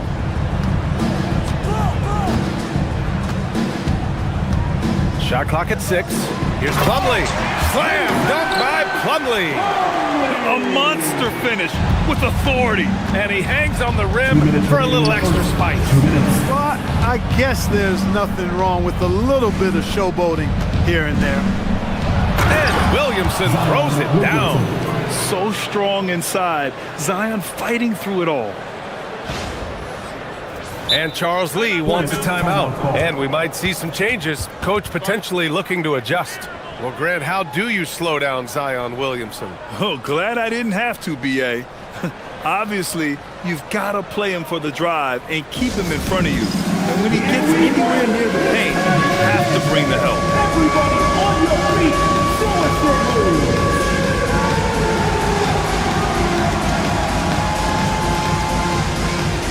Let's see those moves.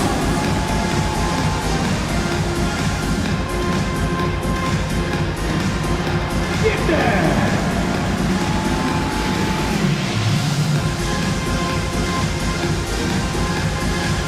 To left feet there.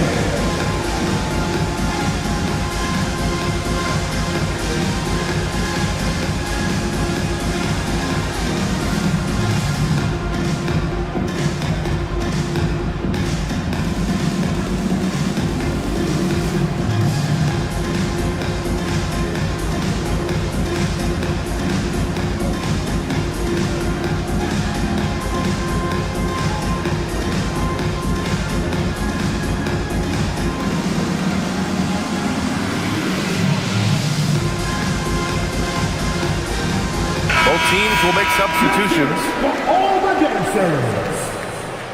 Substitution on the court.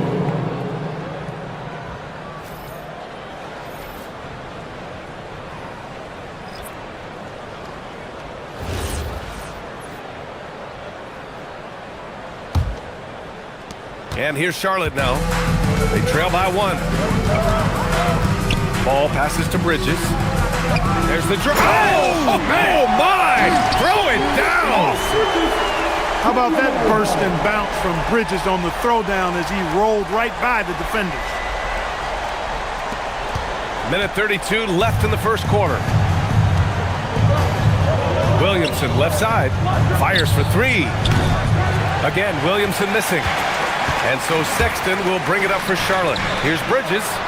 Oh, and makes it with the kiss.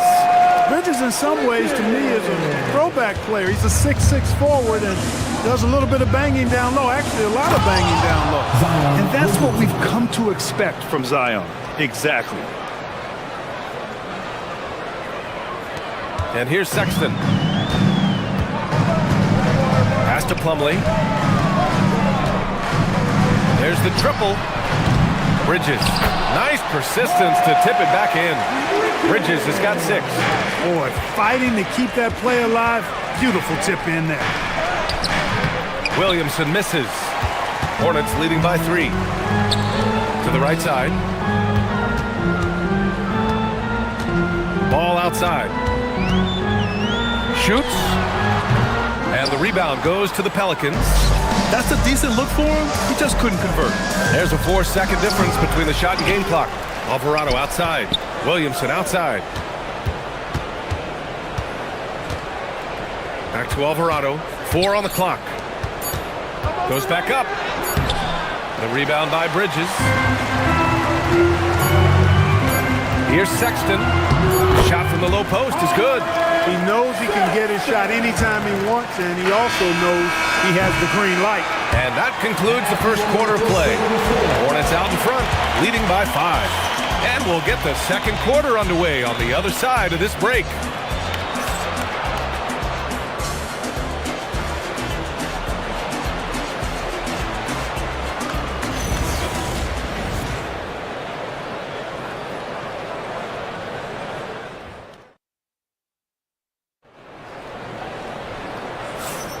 And thanks again for tuning in. If you're just joining us, we played through 1 quarter of action so far. And before we move on, what do you guys think about what we've seen from Charlotte? Well, clearly they played well in the first period because of their selfless attitude. Yeah, and you know, so many of their hoops came off an assist, which is a good sign of ball movement and sharing that ball. We've got Smith, Colin Sexton out there with Trey Mann, and it's Salon in at the 4 spot. So that's the group out there for Charlotte. And keeping us updated from the sideline, Allie LaForce. Well, it was a lost season for the New Orleans Pelicans. Continued injury troubles derailing a team that, when healthy, looked capable of a top seed, leaving some wondering whether a curse needed lifting. But with some draft help and a still talented roster, the hope is this will be the year. Back over to you, Brian. Okay, Allie, thanks a lot. And one unfortunate distinction for the Hornets. Clark, the only NBA team to never win their division. And to add to that, the second lowest number of playoff appearances after the Pelicans. And, you know, BA, with no immediate postseason prospects, Charlotte fans have to understand this is going to be a process that takes some time. To the middle. Always a nice way to start. Makes his first one. And once more this half, they find a way to get great position inside. And so Willie Green decides to call a timeout. A moment to rest and confer on the game plan. A big group substitution here for Charlotte. Williams is checked in for Salon. Knipple comes in for Smith. Brandon Miller's checked in for Sexton. And it's ball in for man. And then for New Orleans, Zion Williamson is checked in for Queen. Poole comes in for Hawkins. And it's DeJounte Murray in for Alvarado. And we're joined now by Shams Charania. He's calling in with a story. Good to have you, Shams. What's going on? Well, guys, a lot of excitement about the upcoming 2026 draft class, but quietly, some scouts voicing early concern about the quality of prospects in the class of 27. Now, there's still time for players to emerge, but expect this to impact the way teams value those picks. Something to keep an eye on, no doubt. Shams, thank you for the report. Well, you got to love how quick ball shot is. Doesn't take a lot of time to get himself squared up. Zion on the move, and he converts the layup. Williamson's got 11. Took that orange right to the rack, and they just let him go by. Miller outside. Down low. It's stolen by Poole. Here we go, one-on-one. Williamson for three. Zion attacks from range. Rarely do we see threes out of Williamson, but when we do, he hits at a decent clip. Pass the ball.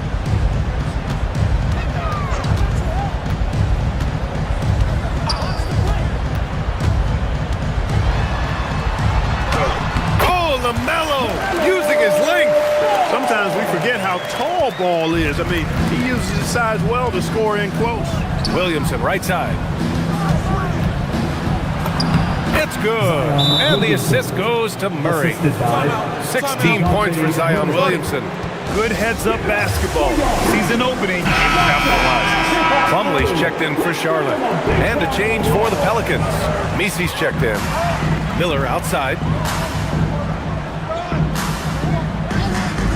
Back to ball. To the paint. Slam dunk by Plumlee. Huge size disadvantage for the defense. Might as well just get out of the way. Pelicans trail by 9. Here's Williamson, carving out space. Zion. A monster down low. Zion is scary. Miller outside. There's ball with a three. Williams grabs the board.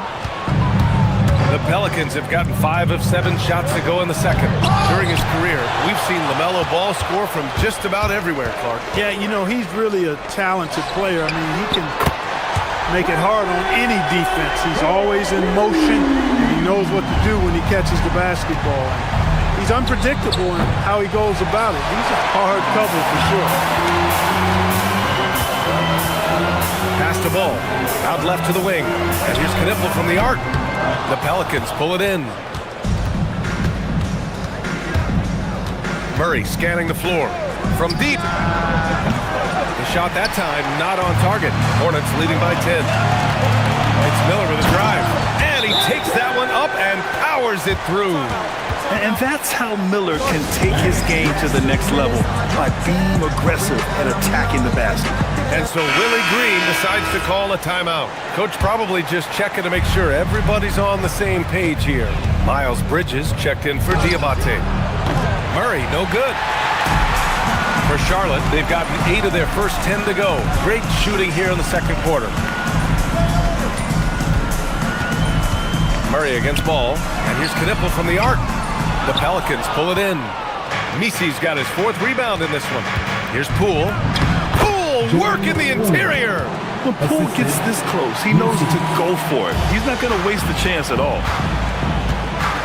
And here's Knipple from the arc. They get it back. And so it's Williamson who brings up the ball for the New Orleans Pelicans. It's a 10-point game. It's Poole on the wing. Launches it. Ball with the rebound. Charlotte has gone 3 for 7 from the perimeter during the second quarter. Fires the 3. Jones grabs the board. Pelicans trail by 10.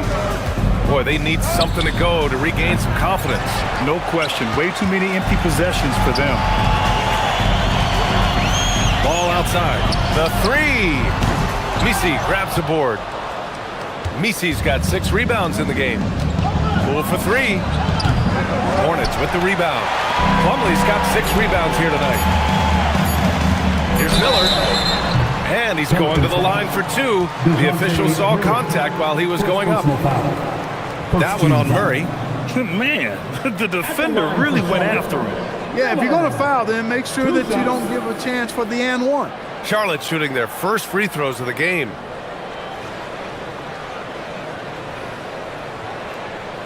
Take a break. Take a break. 2 shots.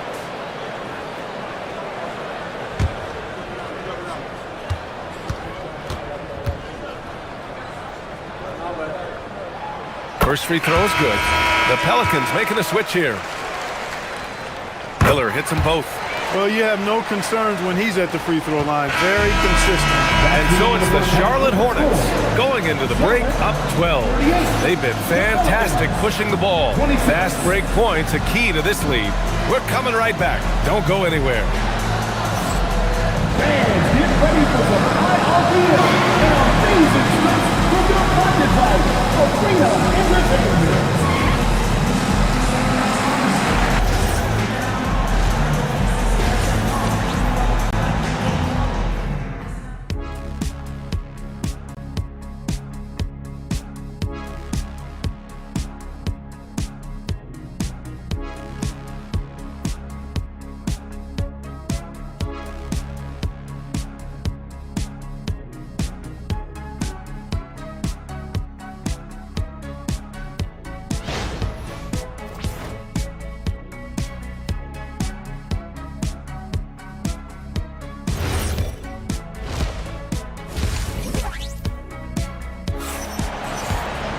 And after a very lopsided first half, we'll see if things play out a little more evenly in the second.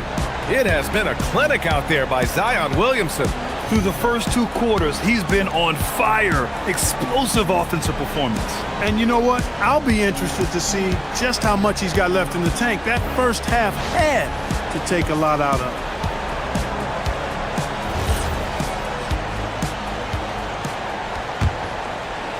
Pelicans trail by 12. So for the Pelicans right now, Murphy and Zion at the small and power forwards. Murray out there with Jordan Poole. And it's Misi in at the center position. And Zion living up to his full potential tonight. He can be a terrifying matchup when he's playing with energy. First personal foul. First team foul. Charlotte shooting their 3rd and 4th free throw shots of the night. Taking 2 shots.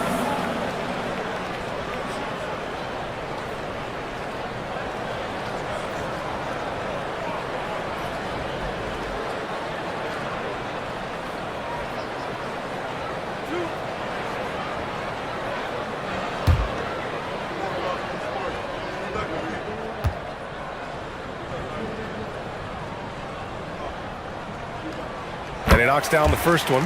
The Hornets are led by head coach Charles Lee, who was a 2-time champion as an assistant, Clark. Yeah, that's exactly right, B.A. He won a title as an assistant coach with the Bucks in 2021, then another as the top assistant for the Celtics in 2024, and that's exactly why Lee was brought to Charlotte, to establish and build a winning culture. Good on both. If there's anybody that can come out of college and command leadership right away, it's Con Knipple.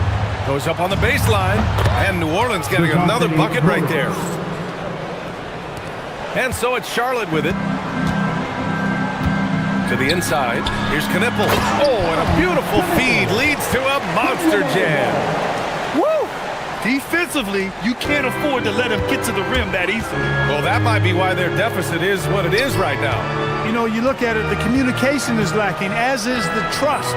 They can ill afford those types of breakdowns. It won't work. You can't win with those kind of breakdowns.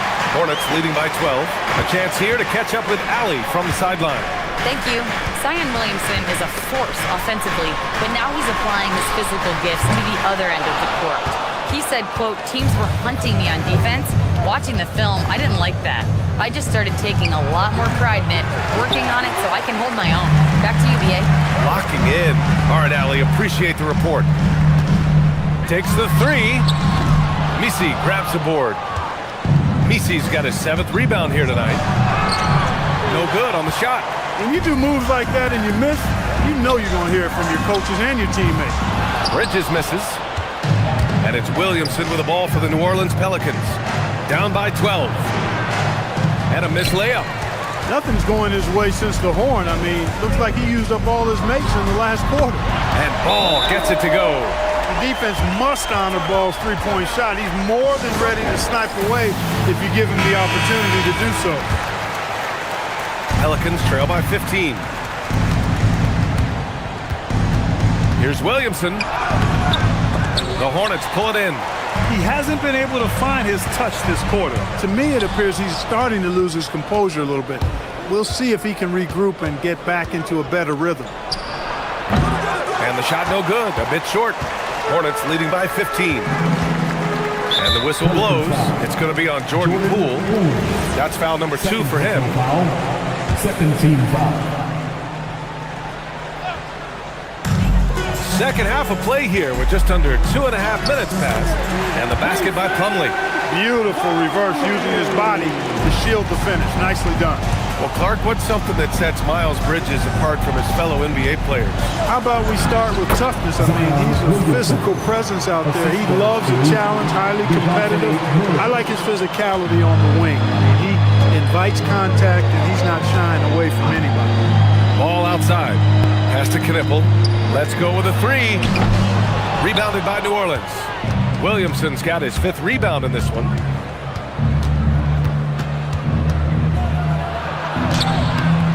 Plumlee pulls down the board. Charlotte has gone just 1 of 5 from three-point range here in the third quarter. Here's Bridges, and it's Bridges with the jam. Such an athletic guy. Bridges just hammers it down. Things just don't seem to be clicking for them offensively. Yeah, they really need to find a way to get back on track. And the shooter had very little space on that attempt. And guys, that's exactly the kind of high-impact defense they want to see out of him. There's no way that's the best look this offense can produce. Not at all. I mean, that's where they want him looking for a teammate, not trying to do it on his own. He needs to share the wealth there. And nice muscle from Williamson, accepting the hit and finding a way to finish. Hornets leading by 14. Ball left side. Pass to Miller. There's the steal. Williamson looking around. 2 minutes remaining. And he was fouled while in the act of shooting, so he'll take 2 free throws. Physically, there's just no way to match up with Zion, especially now that he can go to the right hand. Diabate's checked in for Charlotte. Sexton comes in for LaMelo Ball. And a change for the Pelicans. Jones, he's checked in for Misi. Pass to Diabate. To the paint. And he dunks it down. Not the tallest center in the league. He more than makes up for it with those crazy hops. Williamson outside. And the ball out of play. The Hornets will have it. And even losing big, you have to maintain composure if you want to avoid embarrassment. And New Orleans making a change here. Looney's checked in. Hornets leading by 14. Pass to Diabate. Looney on the double team. No, stopping him there. Jams it in, and he's fouled. An opportunity at a three-point play. That one on Murphy. Smith, he's checked in for Charlotte. Mann comes in for Miller. And then for New Orleans, Hawkins comes in for Poole. And Alvarado's subbed in for DeJounte Murray. Jones' shot is good. Jones has got his first 2 points. One of the reasons they're behind is because we haven't seen enough of that. He needs to become a bigger part of the offense. Pass to Bridges. And Alvarado over to help. Some nice passing by Charlotte here. Smith no good. Ooh, old school right there. No easy buckets. To the middle. And there's a 3-second violation. We've seen more than a few miscues from them tonight. And I tell you what, more brain-neutral plays like that one, and they'll have a hole deeper than the one they're already in. Catching up on the changes for Charlotte. Salon, he's checked in for Bridges. And it's Ball in for Mann. Zion Williamson is checked in for New Orleans. And you look at Colin Sexton. Puts points on the board, Grant, and does it efficiently. Well, B.A., unfortunately, he gives some of that back on the other end of the floor. But there's always a place in this league for guys who can fill it up. Alvarado, the pass to Williamson. With the drive, and the rebound goes to Charlotte. 29 seconds left in the third quarter. The three from Ball. Looney grabs a miss. Pelicans trail by 16. Pass to Williamson. It's rebounded by Salon. Sexton looking around. Now here's Ball. Alvarado defending. Again the miss by the Hornets. Well, through 3 quarters of play, down double digits. It may be difficult to overcome.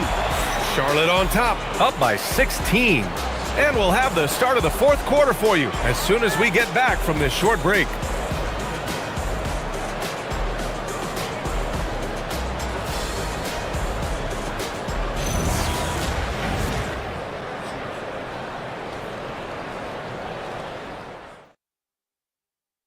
And it's time now to bring you our State Farm assist to the game. You know, I'm kind of stoked that this was a choice because I love this pass. A remarkable find. He put his court vision on full display. Yeah, and with the accuracy to go along with that vision. I mean, he put the ball in the absolute perfect spot. That's how you orchestrate. And we reach the fourth quarter in a game that may already be out of hand. Grant Williams out there with Smith. Then there's Colin Sexton, then it's Ball, and it's Diabate in at the 5, roaming the paint. So that's the group out there for Charlotte. A lot of different ways to knock down shots, and Ball's form is certainly unorthodox, but it works for him, and he's got a really quick release that allows him to get it off. And it goes out of bounds. Last touch by Williams.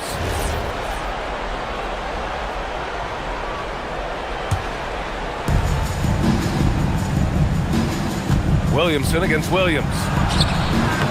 Williamson misses. He's trying to find his shot, but at some point you have to start making these. Ball with it. Guarded now by Alvarado. For 3, Smith. He can't get that one to fall. Pelicans trail by 19. Here's Looney. Off target with the 3. And so Sexton will bring it up for the Hornets. 19-point lead, which is the largest margin of the game. The kick out to Ball. There's the 3. On target from range. Ball's got 6 points in the quarter. And this is how he shines. He's a big part of their floor spacing. And you know what? It's all about the long distance game for him tonight. He's getting it done from out there. The Hornets making a switch here. Plumlee's checked in. And the Pelicans also making a change. Messi, he's checked in for Looney. Yep, that one goes. He's been their top scorer, but he's really had to fight for it. He'll need to be more efficient in the future for this club to reach its full potential. The 3 from Ball. Messi grabs the board.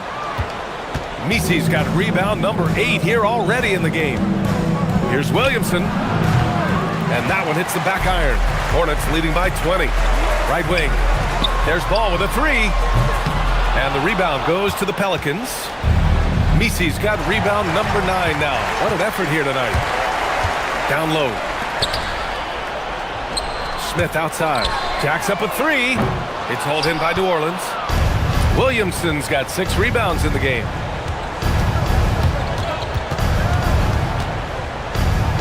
Alvarado outside. Back to Williamson. Williamson is doubled. 5 to shoot. 4-3. And again, New Orleans no good. The Hornets have gotten only 2 of 6 attempts to drop in the fourth. The 3. Smith no good. Pelicans trail by 20. With the floater. Williamson no good. Here's Diabate. Oh, and he slams it down. Wow. He's been playing great unselfish basketball, really putting the rock in the hands of the right shooters. He is delivering a lot of room service times tonight.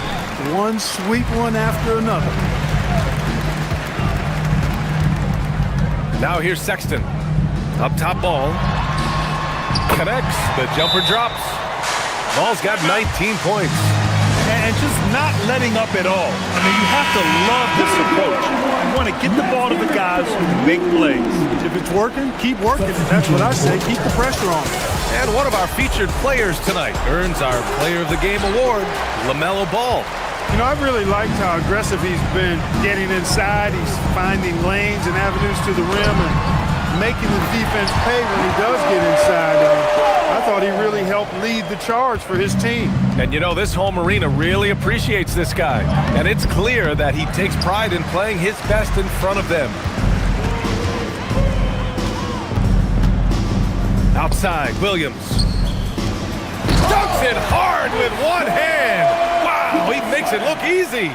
Their offense has been unstoppable, just firing on all cylinders. And, you know, the lead just keeps growing. I mean, this game is not going to get out of their grip. They're going to keep pulling away. Here's Misi. Oh, are you kidding me? Wow, man. And that one is hammered home. He's a living highlight reel. Seriously, that could end up being one of the best dunks of the year. Without question, a crowd pleaser to the 10th degree. Ball outside. This one for three. Knocks down the triple. Ball's got 16 in the second half. Their strategy has been pretty simple here in the second half. Attack from three-point range. Certainly. I mean, they saw a weakness in the perimeter defense and took advantage of it. The shot by Misi, no good. Here's Charlotte. They're on a 17-4 run. And you can see how scary this team can be when everything is clicking for them. Just a terrific performance for the Hornets. And everything seemed to go their way today. They were firing on all cylinders, Grant. Yeah, B.A., this was the kind of performance you relish as a player. Just a very impressive win. And of all the highlights and performances we've seen here tonight, the one thing that stands out is what an unbelievable night it's been for LaMelo Ball. He was superb as a facilitator, really orchestrated things offensively, created a lot of opportunities for ready shooters. Inside, here's Ball, and Ball throws it down. And guys, that's got to be the dagger. This is how you finish a game. Yeah, what a time to put the hammer down. Any hope of a comeback diminished. Murray passes to Poole. Williamson inside. Williams defending. Murray drops in the layup for two. And you know what, guys? Given his wingspan and vertical, Murray is a threat on the offensive glass. And boy, do I love his energy. The three ball. Hornets with the rebound. Shot and game clock separated by 5. Ball no good. Beyond the arc. Diabate grabs the board. And DeJounte Murray is going to pick up the foul. That's foul number 2 for him. That was a good call. The defense wasn't established. Yeah, it looked like it. I mean, he kind of slid underneath as he got to the spot, too. Pass to Smith.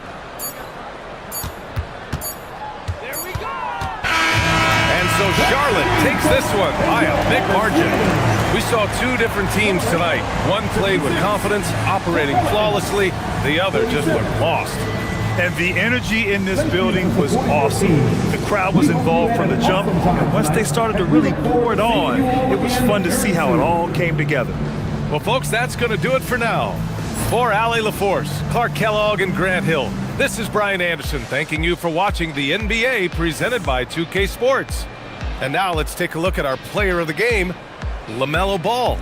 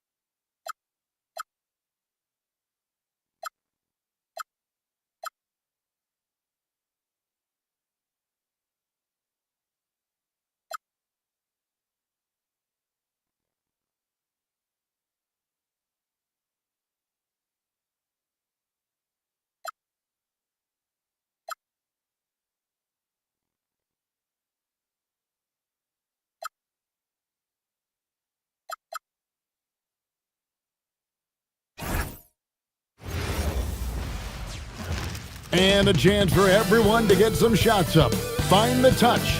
Find the range. Find themselves. We're almost at game time. Hello, basketball fans. You've got it on 2K Sports as we get set to bring you an exciting NBA basketball game. With Greg Anthony and Richard Jefferson, I'm Kevin Harlan. And our very own Allie LaForce has the sidelines covered for us tonight. Now Sacramento starting 5. Backcourt guards are Schroeder and Levine. Murray and Sabonis make up the inside pair. And it's DeRozan in its small forward. And for Indiana, at the guard positions, Halliburton and Nembhard. Siakam is out there with Toppin. And it's Nesmith in at the 3. One thing to watch tonight, RJ, both these teams are great passing the ball. They really rack up the assists. These are the type of teams you want to play for because you know what? If you pass it, the ball will find you again. With a harmonious blend of length and strength, Siakam has become a dependable interior scoring option. And it's Schroeder missing. And not allowing the shooter even an inch of breathing room on that one. I'm sure they'll think twice about shooting against him next time. Toppin kicks to Halliburton. There's 3-pointers off the mark. Here's Sacramento now. Here's Schroeder.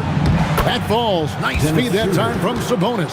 A true team-first guy. Sabonis is always ready to share the ball.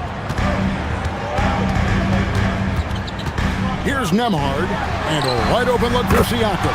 Connects from 3-point range. Siakam's got 5 now.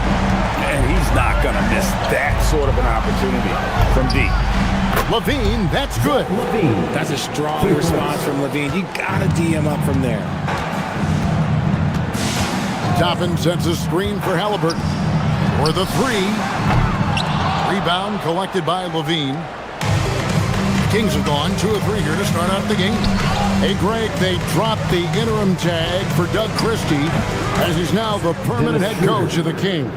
Well, we'll have to see how permanent that is. The 5th head coach in the last 7 years. That seat is always hot in Sacramento. A shot by Nembhard, no good. And sometimes on defense, you can just get lucky. And let's go to the sideline. Here's Allen. Rick Carlisle and I got a chance to talk for a bit. I heard Coach go over the dribble handoffs that Sabonis is so creative with. He reminded his players that the jumper isn't the first option. Usually he looks to pass for 3 to 4 seconds, reminding his players to stay wide, anticipate high passes, watch for the cutters, and then contest. Sabonis can be a real headache out there. Guys, back to you. Okay, Allie, thank you.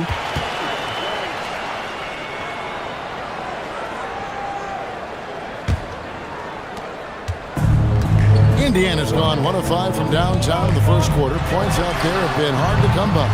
And it's Halliburton missing. The Kings have gone 3 of 5 shooting the ball so far. Levine can't hit. The Pacers shooting well off their usual numbers, around 29% so far. Nembhard against DeRozan. Nembhard's shot is good. And once he got to the 10, I think he was surprised to find himself that wide open. Easy possessions like that literally are just a gift. You just dream of them. He'll gladly take those. Well, he is looking confident. Love how they're using him so far. Yeah, when he gets engaged this early in the game, it's bad news for the defense. He can roll this start throughout the rest of the game. Now here's Levine. He has 6. Not quite enough defense that time around. Just lucky he was off. Pass to Toppin. Inside. Pulled the shot a little left, but the bounce goes his way. And it's 7 points for Siakam. Shooter gets to Levine. A 3 ball. It's in. That's his 3rd field goal of the game. He's 3 for 5. He's someone opposing defenses have a hard time game planning for. Tapping a screen on Sabonis. Halliburton with the bucket. An effortless finish from Halliburton. The defense has to be more aware down low. And Doug Christie wants a timeout. He made the decision to huddle up with his guys and talk about strategy. So an entirely new group in now for Indiana. Tony Bradley's checked in for Siakam. Walker comes in for Toppin. Benedict Mathurin, he's checked in for Nesmith. And it's T.J. McConnell in for Andrew Nembhard. And then for Sacramento, Charge comes in for Domantas Sabonis. And it's Malik Monk in for Dennis Schroeder. And the basket by DeRozan. Encouraging to see DeMar DeRozan knock it down from 3. This helps open up the entire offense even more. Pass to Mathurin to the inside. Here's Walker. And Walker throws it down. Just a textbook lead pass right there, putting it right where it needed to be. Kings leading now by 3 on the wing. Levine. Here's Saric. Shoots over Bradley. And there's Saric on the assist by Levine. Those mid-range looks will be there for him. Nice work to capitalize. Halliburton passes to Mathurin. To the middle. It's tipped. Out to the right wing. Indiana moving the ball around. And Tyrese Halliburton gets the 3. Halliburton's got 5 points so far. Saw the defender closing, and Halliburton got it away in a hurry. Out of bounds, Indiana takes possession. Substitutes for Indiana. Siakam is checked in for Walker. And Shepard subbed in for Halliburton. The Pacers have gone 7 of 13, just over 50% from the floor. Some good looks. Out left to the wing. And a wide open look for Mathurin. That doesn't go in. Had a chance, though, to take the lead. Mathurin against DeRozan. Pacers with the rebound. That's a surprise. I mean, really out of character for him to miss when the defense is not right up on him. Siakam for 3. The Kings leading. DeRozan for 3. The shot off that time. Mathurin with the ball. Goes back up. And the last shot at the buzzer doesn't go in for him.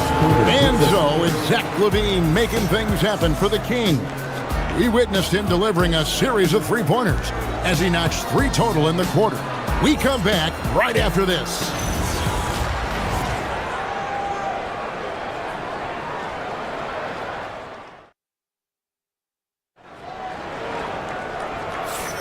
And if you're just tuning in, it's been a pretty even game through the first quarter.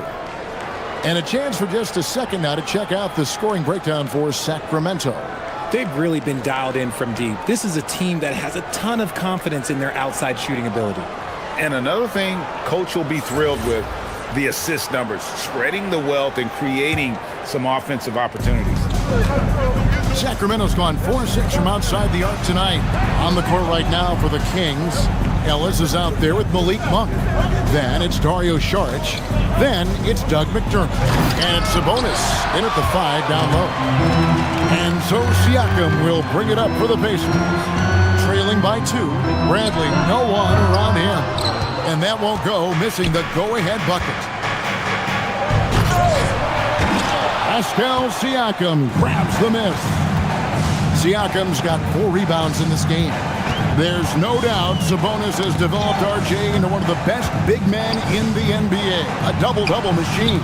Yeah, and what's most impressive about his 2024 performance, he had a game where he was the first player in NBA history to have a triple-double without missing a shot, turning the ball over, or committing a foul. It was literally a perfect game.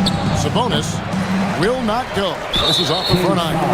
Right there, the defender clearly trying to inhibit a fast break. I think that's a transition team foul. Indiana shooting their first free throw attempt on the night. Yeah, and 79% from the line as a team a season ago. Pretty reliable in that regard.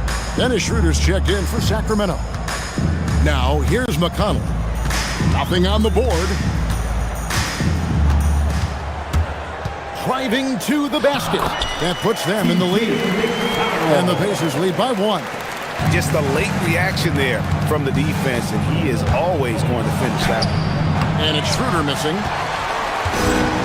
For Indiana, they've gone 1 of 3 to start out the second quarter. Takes a step back. Back to Mathurin.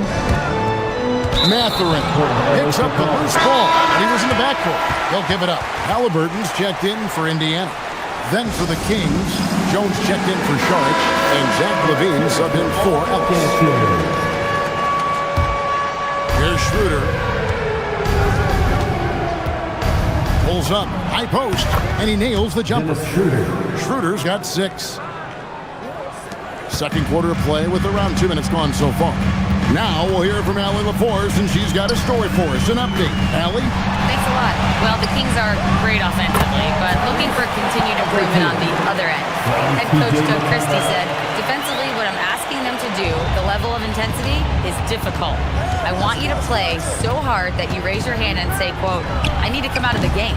Back over to you, Kevin. All right, Allie, thanks a lot. Monk finds Levine. A three-pointer is right on target. He's got 12. Off the pass, Levine is more or less just automatic. He just lets it fly. Here's Siakam. Uses the glass to finish the layup.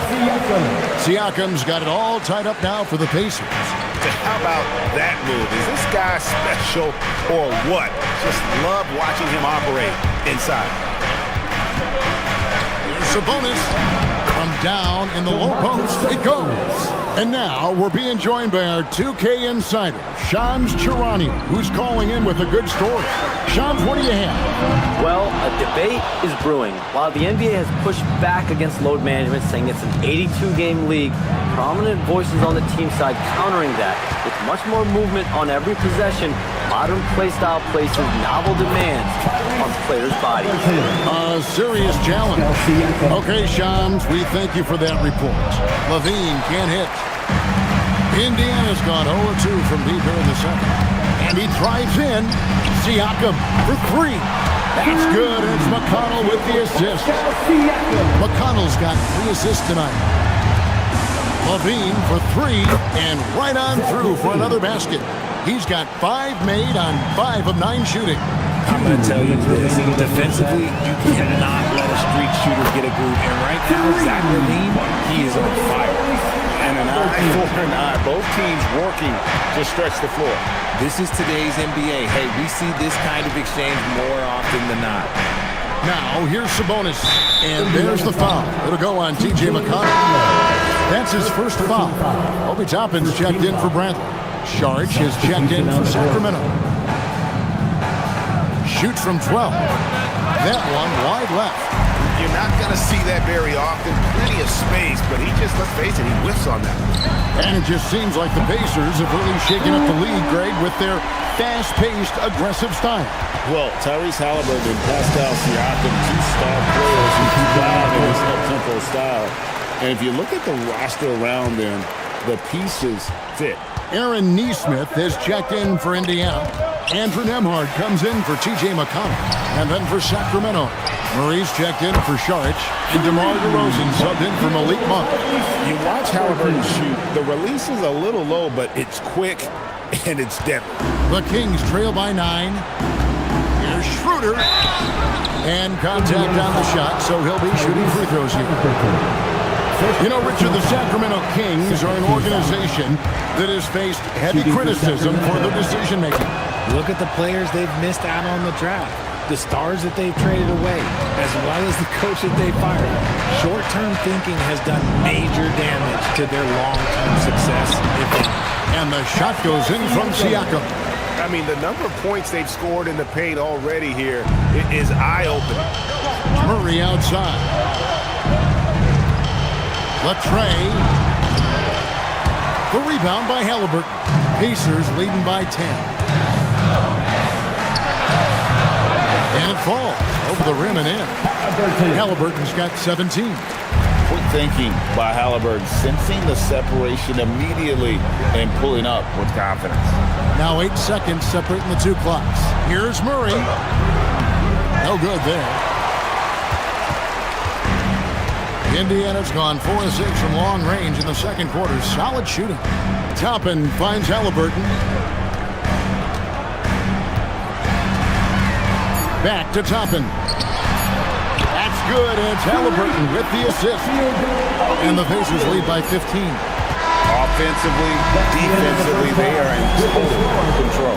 And guys, to go on a big run, get some breathing space, it has to be a great play on each end. And so it's the Indiana Pacers. Their lead at 15 going into the break. Their work from beyond the arc has been to highlight a lot of threes, finding the bottom of the bucket. Right back after this break.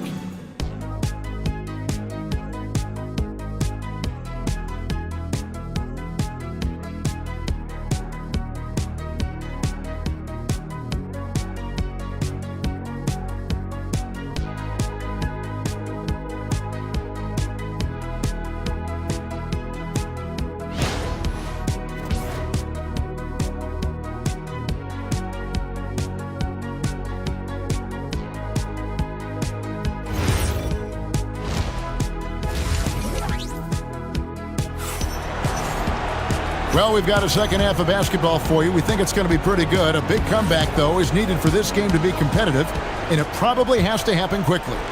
Tyrese Halliburton has been sensational. Man, he's been running wild on him through that first half. Absolute dynamite on offense. If they don't change their approach in the second half, let's just say his success will continue. At the guard positions, Halliburton and Nembhard. He'll be topping out there with Pascal Siakam. And it's Neesmith in at the 3. So that's who Rick Carlisle starts the second half. Here's DeRozan. The Pacers making the shot. 2 free throws coming up, and they call the shooting foul. It goes on Aaron Neesmith. There's an old school feel to DeMar's game. He'll hit you with a pull-up mid-range J. It makes DeRozan really tough to guard. For a star like him, you get lots of opportunities at the line, and he's great at cashing them in. Halliburton in the corner. Some nice passing here by Indiana. Here's Neesmith. No good from the wing. The Kings trail by 15. Here's Murray. It's rebounded by Indiana. Siakam's got his 7th rebound here tonight. Any thoughts, Richard, on Keegan Murray's progress throughout his career? Well, he's become more than just an outside shooter. He's worked hard on his defense, his ball movement. Murray is growing into a multifaceted player that they were looking for. And Doug Christie wants a timeout. Looking for a breather and maybe adjusting a thing or two. Here's Schroeder. Banked in off the glass. And that's now 9 points for Dennis Schroeder. It's almost like he had a bird's eye view of the court. DeRozan always knows where his teammates are. And finished off by Halliburton.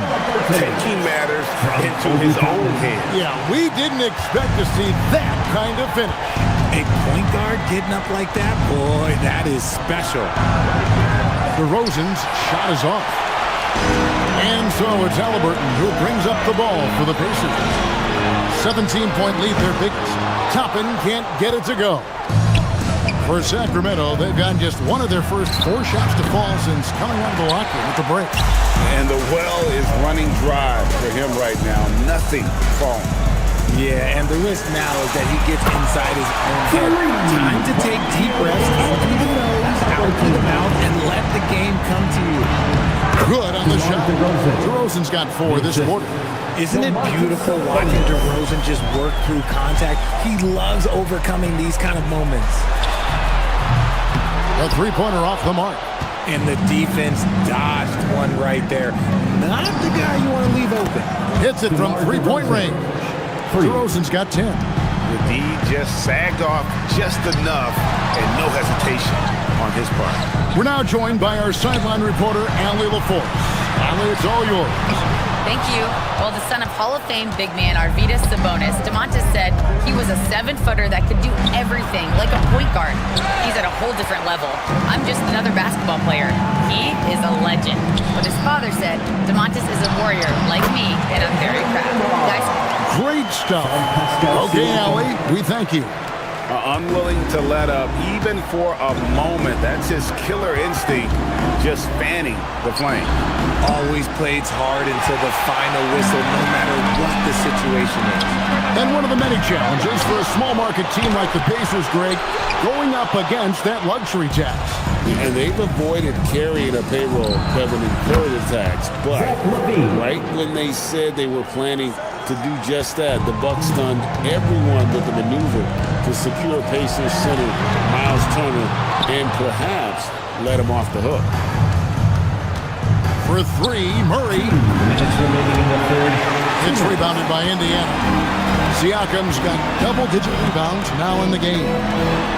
Topping with it, Sabonis defending. Siakam. And those are 2 loud points. Siakam flushes it without much effort. The Kings trail by 16. Here's Schroeder. The rebound by Halliburton. Halliburton's got 5 rebounds tonight. Moving it up. And he gets the whistle. 2 free throws coming up. And really the defense fouling there to prevent the layup, but that's exactly what you need to do. And a moment here to take a look at the scoring breakdown for the Pacers. They're moving the ball around so well, guys. Quick passes, letting the next guy do the work if you don't have a look. And I'll tell you, the energy they've shown in the open floor, boy, it has been terrific. Doing a phenomenal job converting in those situations. Looking at who's out there now for the Pacers. Bradley's checked in for Siakam. Jarris Walker comes in for Toppin. Benedict Mathurin, he's checked in for Neesmith. And it's T.J. McConnell in for Halliburton. Good on the second free throw. The Kings trail by 17. Monk for three.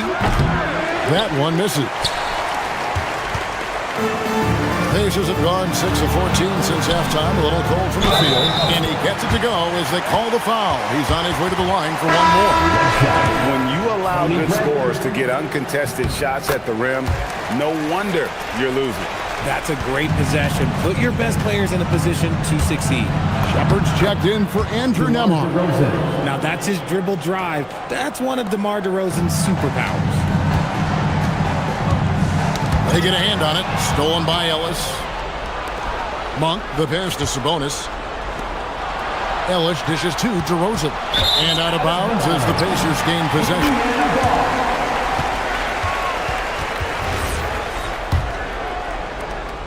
50 seconds left to play in the third. Now McConnell. Pass to Shepard. That's good. It's McConnell with the assist. McConnell's got assist number 5 here tonight. Smart decision to kick it out to another guy once the defense is fixated on him in the paint. Sharge, and that one comes up a bit short. I think the defense will live with him taking mid-range jumpers. Maybe just a little bit more resistance. Pacers have been successful on 3 of their 4 free throw attempts up to this point. And it's the Pacers ball. They're on a 10-2 run here. 6-second difference between shot and game clock. Good. Boy, you have to be impressed with the offensive production. They have got it firing on all cylinders. They've had great execution, and what stands out is that they're just taking what the defense gives them, not forcing anything. Here's Shepard. Out defending. Takes the 3. And it's Shepard missing. And so it's the Indiana Pacers sitting at a 21-point lead to end the quarter. From the field, they have been outstanding. Amazing shooting. That's what has them headed to a blowout.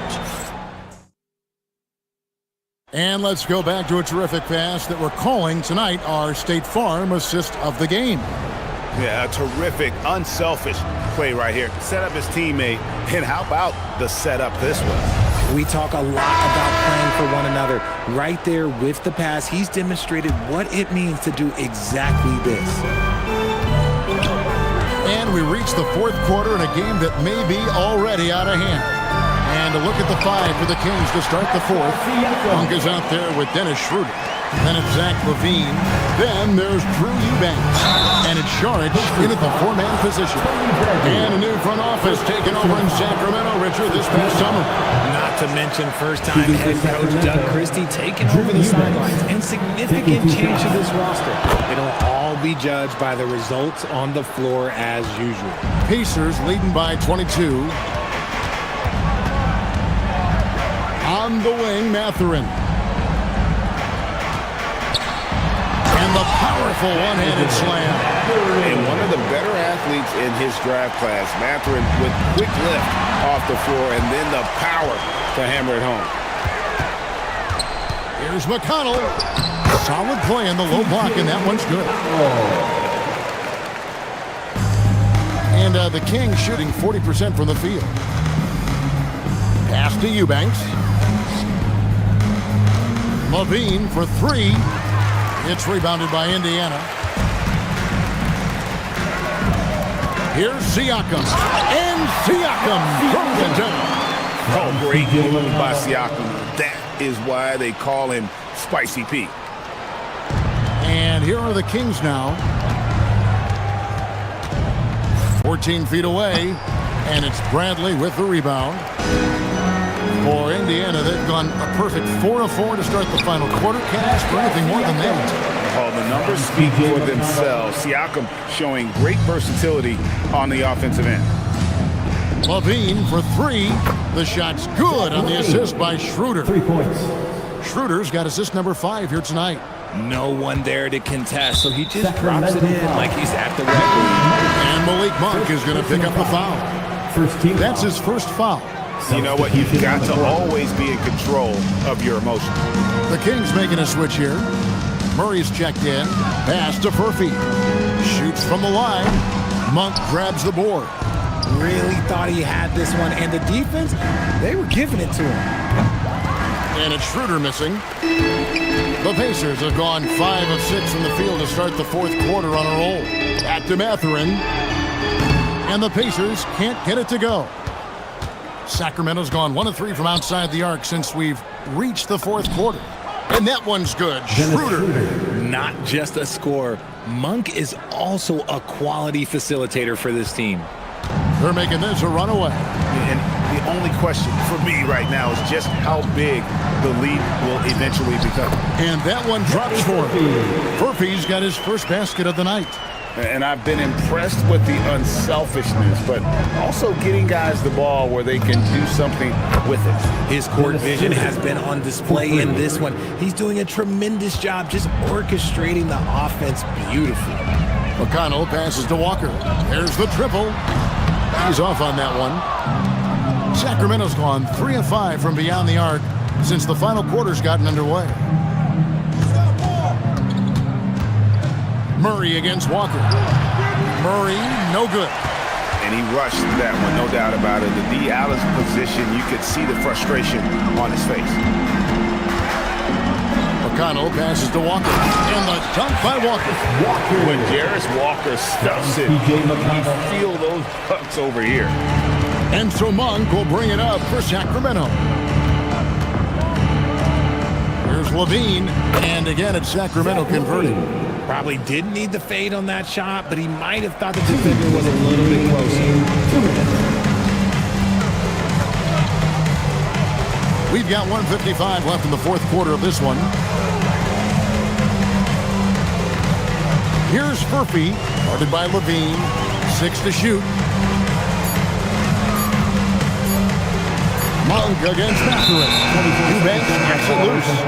Sabonis, he's checked in for Sacramento. DeRozan comes in for Malik Monk. Kings have gone 4 of 8 in this fourth quarter, shooting at even 50% from the field. DeRozan for 3. It's rebounded by Indiana. McConnell's got his 4th rebound in this one. And one team is just completely outclassing the other tonight. Spirited performance, and it really ignited what is turning out to be a monster win here for Indiana. It was a standout performance across the board. I mean, it was like watching a cat play with a mouse. They were able to do more or less whatever they wanted. And you know, when you look at the huge impact he had, just a monster game for Pascal Siakam. Honestly, I just love how relentless he is on the glass, making a big effort to pull the ball in and give his teammates extra chances. Back to Walker. Indiana moving it around. Indiana needs to get a shot off from past the arc. It's rebounded by Schroeder. And here are the Kings now. Fires the 3. Knocks down the 3. And it's McConnell with the ball. He'll bring it up for the Pacers. 17-point game. And the call will be against Sabonis. That's his first foul. Second team foul. Substitution on the court. The shot and game clock separated by 4. Now Jones. A nice shot by Huff. And the Pacers lead by 19. And you can sense that these fans, these players, they are ready to celebrate. It's always nice to perform like this, especially in front of the faithful home crowd. Outside, Walker.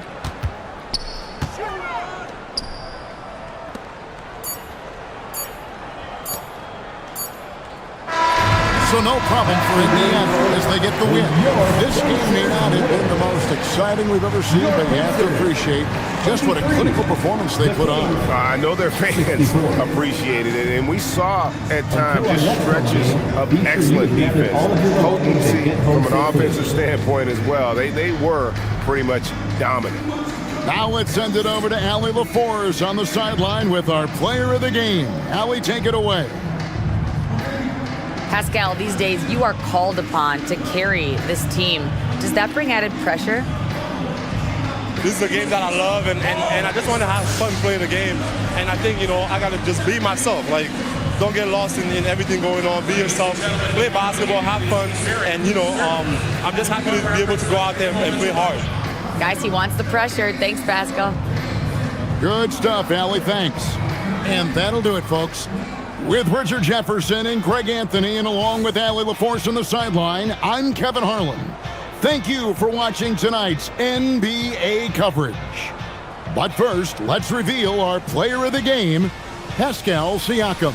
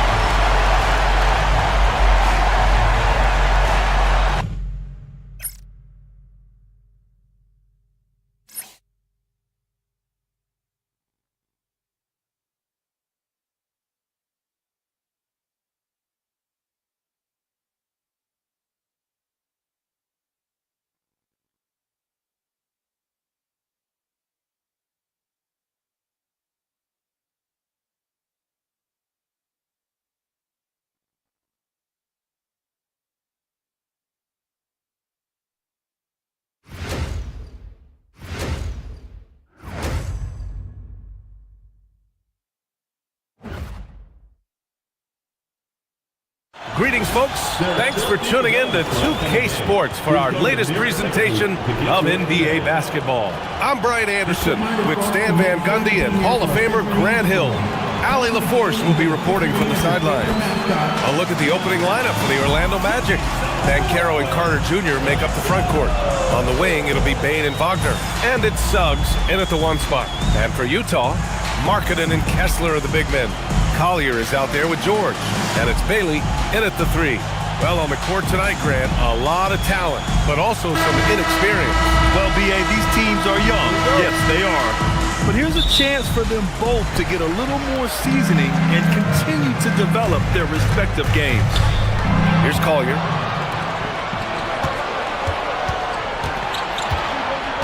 Carter from outside. The rebound by the Jazz. It's George on the wing, guarded by Banchero, and finished off by Kessler. Inexcusable defense. You can't let Kessler get established inside like this. Stolen by Kessler. George for three. The shot comes out. Defensive breakdown there, and they got lucky. He's not going to miss too many of those. Bane finds Carter. Here's Collier. The three. Rebounded by Suggs. And just about a minute into this first quarter. Banchero surveys. Lets the three fly. Oh, can't get it. Misses his first attempt. Yeah, and the defense has really got to tighten up on him. I mean, he's just too dangerous from the three-point line. Got it.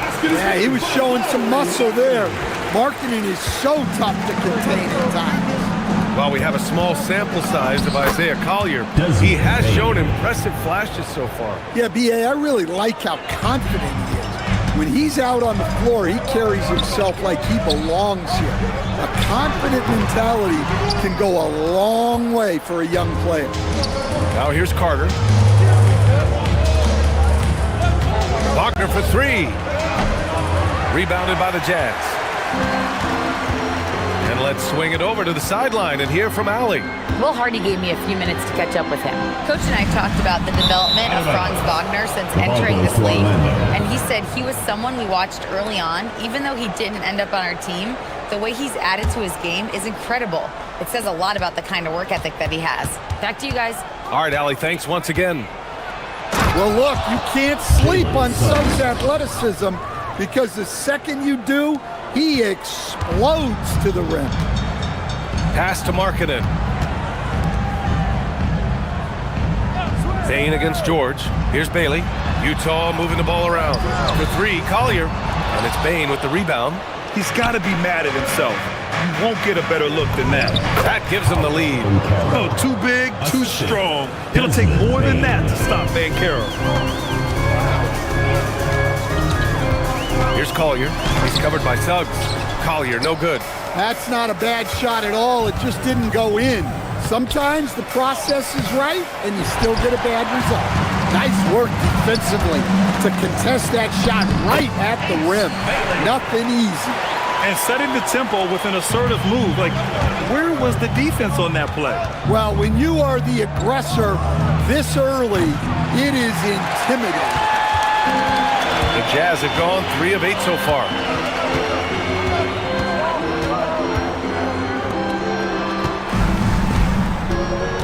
Back to Kessler. And finished off by Kessler. He can really read the floor. Precision pass in rhythm. And so now a timeout called by Jamal Mosley. He'll take the opportunity to regroup. Orlando making some changes. Black comes in for Wagner. And Tyus Jones subbed in for Suggs. From behind the arc. It's rebounded by George. Utah leading. And a contract extension this summer for Jazz head coach Will Hardy. Well, one of the youngest head coaches in the league.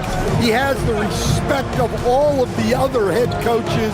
He's part of that Spurs coaching tree, and his extension runs through 2031, which is a nice commitment from the Jazz. Those second chance buckets are major bonus points if you can get them. On the take, and George with the jam. Seeing the opening, George does not hesitate. I mean, just a great move. Carter against Kessler. Carter can't get it to go. Well, and even though he couldn't get that one to fall, that's a shot they want him taking. And Bailey gets it to go. And they're building up steam, getting out in front and trying not to look back. Well, look, we've seen that no lead is safe these days. You got to keep scoring and extending that margin. It's the trifecta. You know, I know some would like to see Banchero increase his shooting range, especially since he doesn't have a solid shot from behind the arc.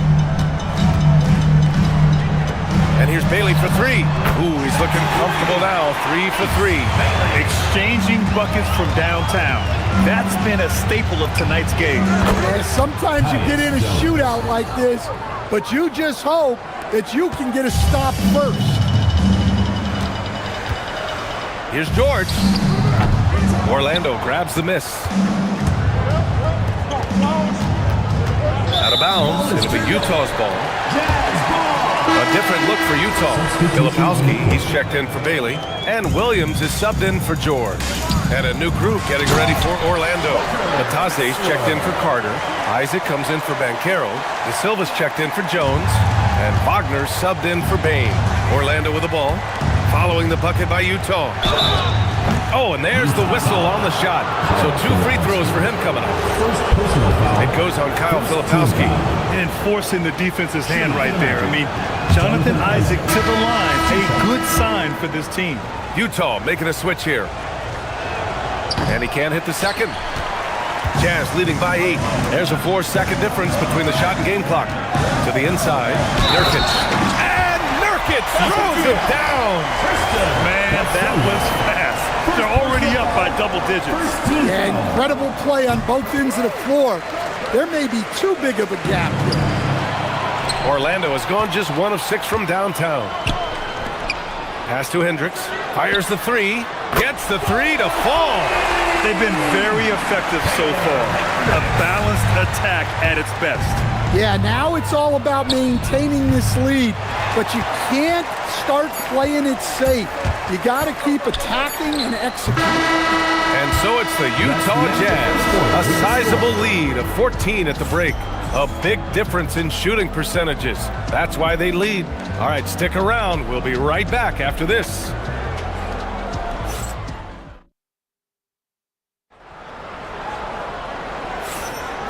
Great to have you with us. Second quarter of basketball. This game has not exactly been neck and neck, but plenty of time left in this one. And guys, what do you think about the hustle stats for Utah? Well, they've set the tone early with their pace. So important to capitalize on transition opportunities, and it keeps the defense off balance. And something else I've noticed is how they've been able to cause turnovers and take advantage of them on the offensive end, not wasting those extra chances at all. On the court for the Magic, they've got Goga Bitadze, Franz Wagner out there with Anthony Black. Then there's Jonathan Isaac, and it's De Silva in at the 3. A moment to hear from Allie LaForce. Thank you, Brian. The Magic are coming together. Paolo Banchero said, "This is a special group. We have something that you don't always see in professional sports.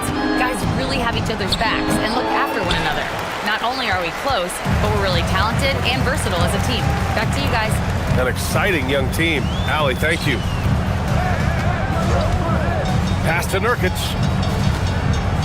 And there's a whistle. He'll head to the line to shoot 2. They'll pin that one on Jonathan Isaac. And this is the game that Nurkic plays. Using the big body inside, carving out a high percentage look. All right, on the line, we've got our insider, Shams Charania. What do you have for us, Shams? Well, guys, this summer saw the first ever 7-team trade in the NBA. You might wonder why it makes sense to involve so many parties, but basically teams have more flexibility, salary-wise, and these multi-team deals. It is enough to make your head spin, guys. This is where things are headed. Big moves. Okay, Shams, thanks for the update. And the Magic making a change here. Suggs is checked in. Well, it's hard to stop a 6'10 wing who can handle and play through contact. And the Magic have 2 of them, Grant. Yeah, the numbers remarkably similar for Paolo Banchero and Franz Wagner. Banchero is stronger and more of a rebounder, but both of them are stars. And so Markkanen will bring it up for Utah. Pass to Filipowski. Down low. And Nurkic with the basket. On the assist by Filipowski. Nurkic has got 6. Yeah, in the paint, Nurkic can be a monster. He's got all the physical gifts he needs to dominate. Wagner for 3. Utah with the rebound. George peels it out a bit. Pass to Markkanen. Kicks it to George. And the foul called on Jalen Suggs. That's his first foul. Kessler, he's checked in for Nurkic. Second team foul. Substitution for your Jazz. George outside. 24. And the foul called on Anthony Black. That's his first foul. They're having a hard time with fouls. It's still early, but one more and they'll be over the limit. Here's Filipowski. George outside. Kessler a screen. 6 to shoot. George's shot is off. Magic trail by 19. Boy, they'd love if anyone could get a bucket. Yeah, their offense has been grinding to a halt. And Wagner gets it to go. Yeah, and look at the stroke on Wagner's 3. Total confidence. Pass to Bailey. George a screen on Suggs. And here's Bailey for 3. Counted from distance. He's got 10. exchanging buckets from downtown. That's been a staple of tonight's game. Yeah, sometimes you get in a shootout like this, but you just hope that you can get a stop first. To the middle. Here's Kessler. Shoots over Isaac. Kicks it out to Markkanen. Back to Filipowski. Pass to Bailey. Another shot. It's tipped. Markkanen against Wagner. There's the three. It's rebounded by George. George has got 4 rebounds now. Here's Bailey. Isaac covering. Kicks it to George. Lets it go from deep. Orlando with the rebound. Suggs has got 4 rebounds in the game. Before getting injured last season, Stan, Jalen Suggs was looking better than ever. Yeah, he improved across essentially all stat categories. He was showing loads of improvement, BA, making that knee injury extra heartbreaking. Utah leading by 19. Markkanen inside. Black defending. Utah with another miss.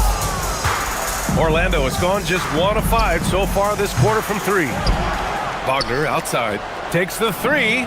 That one's good. 2 for 8 now. Look, that's the readiness of Wagner. He's prepared to shoot the moment he catches the ball. And so Will Hardy calls a timeout. I think right now he might be looking at some adjustments. Collier, he's checked in for Utah. And a new group getting ready for Orlando. Wagner's checked in for Bataze. Allo-Banchero comes in for Isaac. Desmond Bane, he's checked in for Wagner. And Tyus Jones subbed in for Black. Now here's Bane. Pass to Jones. 3-pointer. And again, it's the Magic from deep. That's a great pass. Offensively, Bane's the total package. And for the Jazz, they're shooting about 47%. A nice number. Banchero comes with a double team. Here's Collier. Still no points. Pass to Kessler. Over Suggs. Here's Markkanen. Nice touch inside there from Markkanen. Well, he was using that big frame. Markkanen can pile up offensive rebounds. Jones from outside. Kessler with a rebound. Utah leading by 15. Here's Markkanen. And Markkanen with the stuff. Yeah, that's a nice dish. A lot of times the best way to put the ball in the right spot is with that bounce pass. 8-second difference between the shot clock and game clock. Jones from outside. Rebounded by Bailey. Jones has gone 2 of 5 from the field here. Pass to George. Launches a 3. Buries it from 3. George has got 7 points in the game. A lot of confidence from George shooting a 3 early in his career. Here's Wagner. And once again, off the mark by Orlando. And so it's the Utah Jazz ending the quarter with a 20-point edge. The hustle they've shown on defense has been tremendous. Back to the game after this break. To center court. And get ready for the fan half-court shot. Give me a beat. They're measuring up the shot.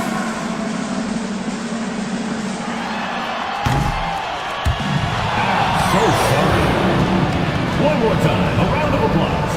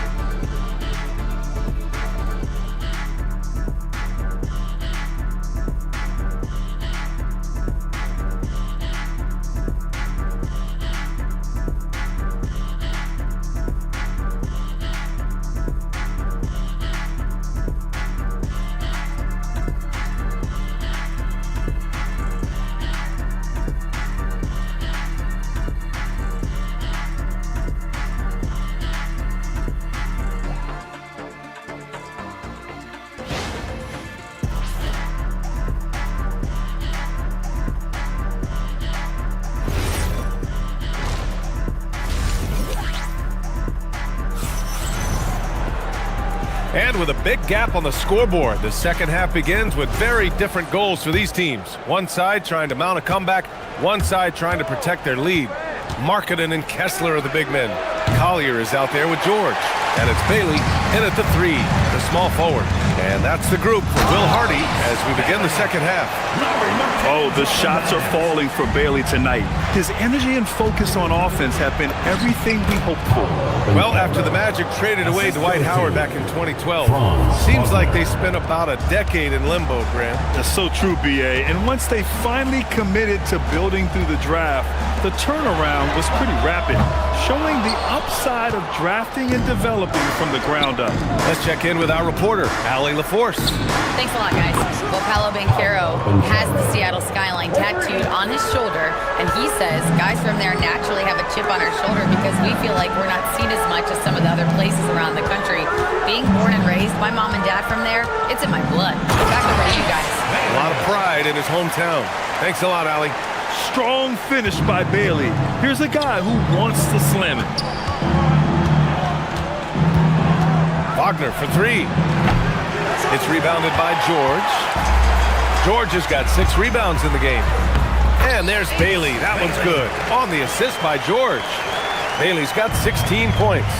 Like a matador. Olay! There was no defense. That has to be one of the easier shots I've seen tonight. An unorganized defense like that is not going to help them close this game. He got it. No doubt that's a foul. And it's going to be a transition take foul. And this is his first trip to the line tonight. That's good for Markkanen. And when Markkanen is used correctly, he can be an important contributor. A big man who can really shoot, which is valuable in today's game. Now here's George. It's a 22-point lead, the most they've led by. Pass to Markkanen. Fires for 3. Orlando with the rebound. Banchero outside.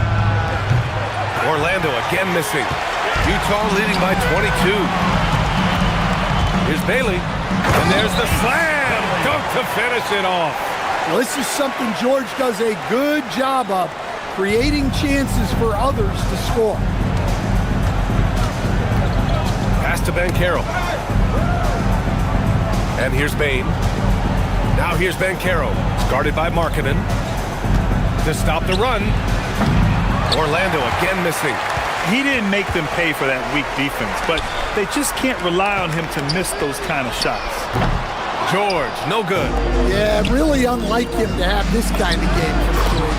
When we talk about Keontae George, what stands out to you the most, Stan? Good question, B.A. I don't know that I'd pick one area.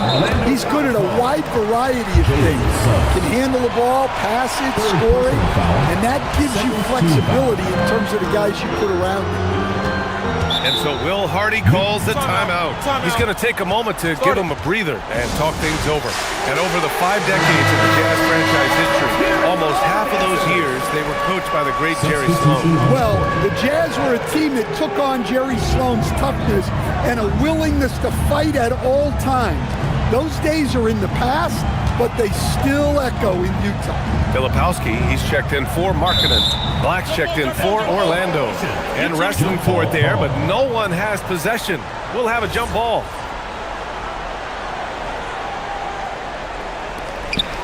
Pass to Collier. Fires from deep. The rebound by Carter.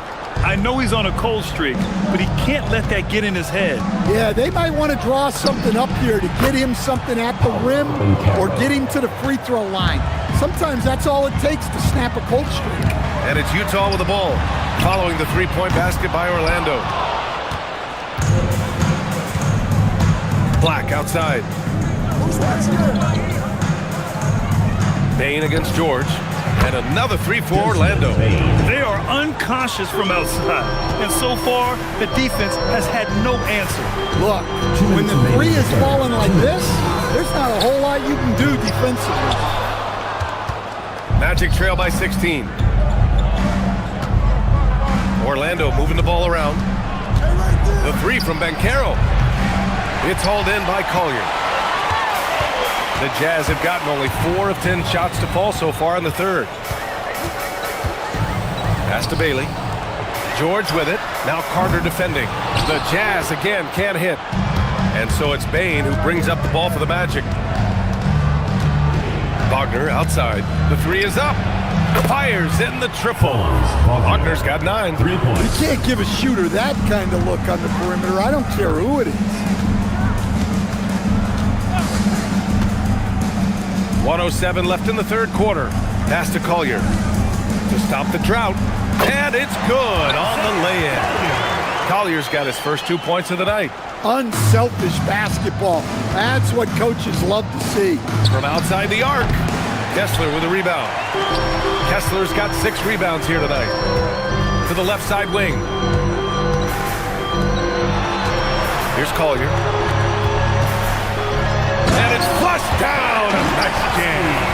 This guy is putting on a clinic for the people. Yeah, I'm shocked. I can't believe he pulled that off in a real game.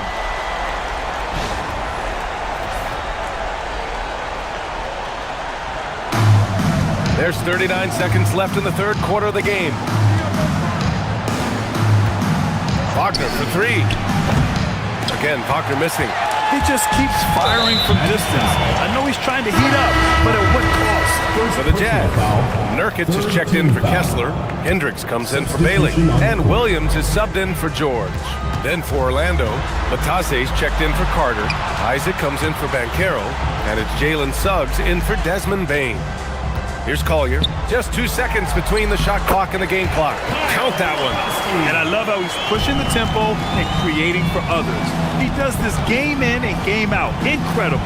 Yeah, when you're moving the ball like that, it just keeps everyone engaged in the game. 3.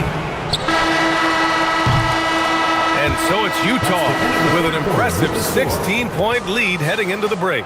Boy, they've been playing at a fast pace, beating the defense in transition and adding to that big lead. Back after this.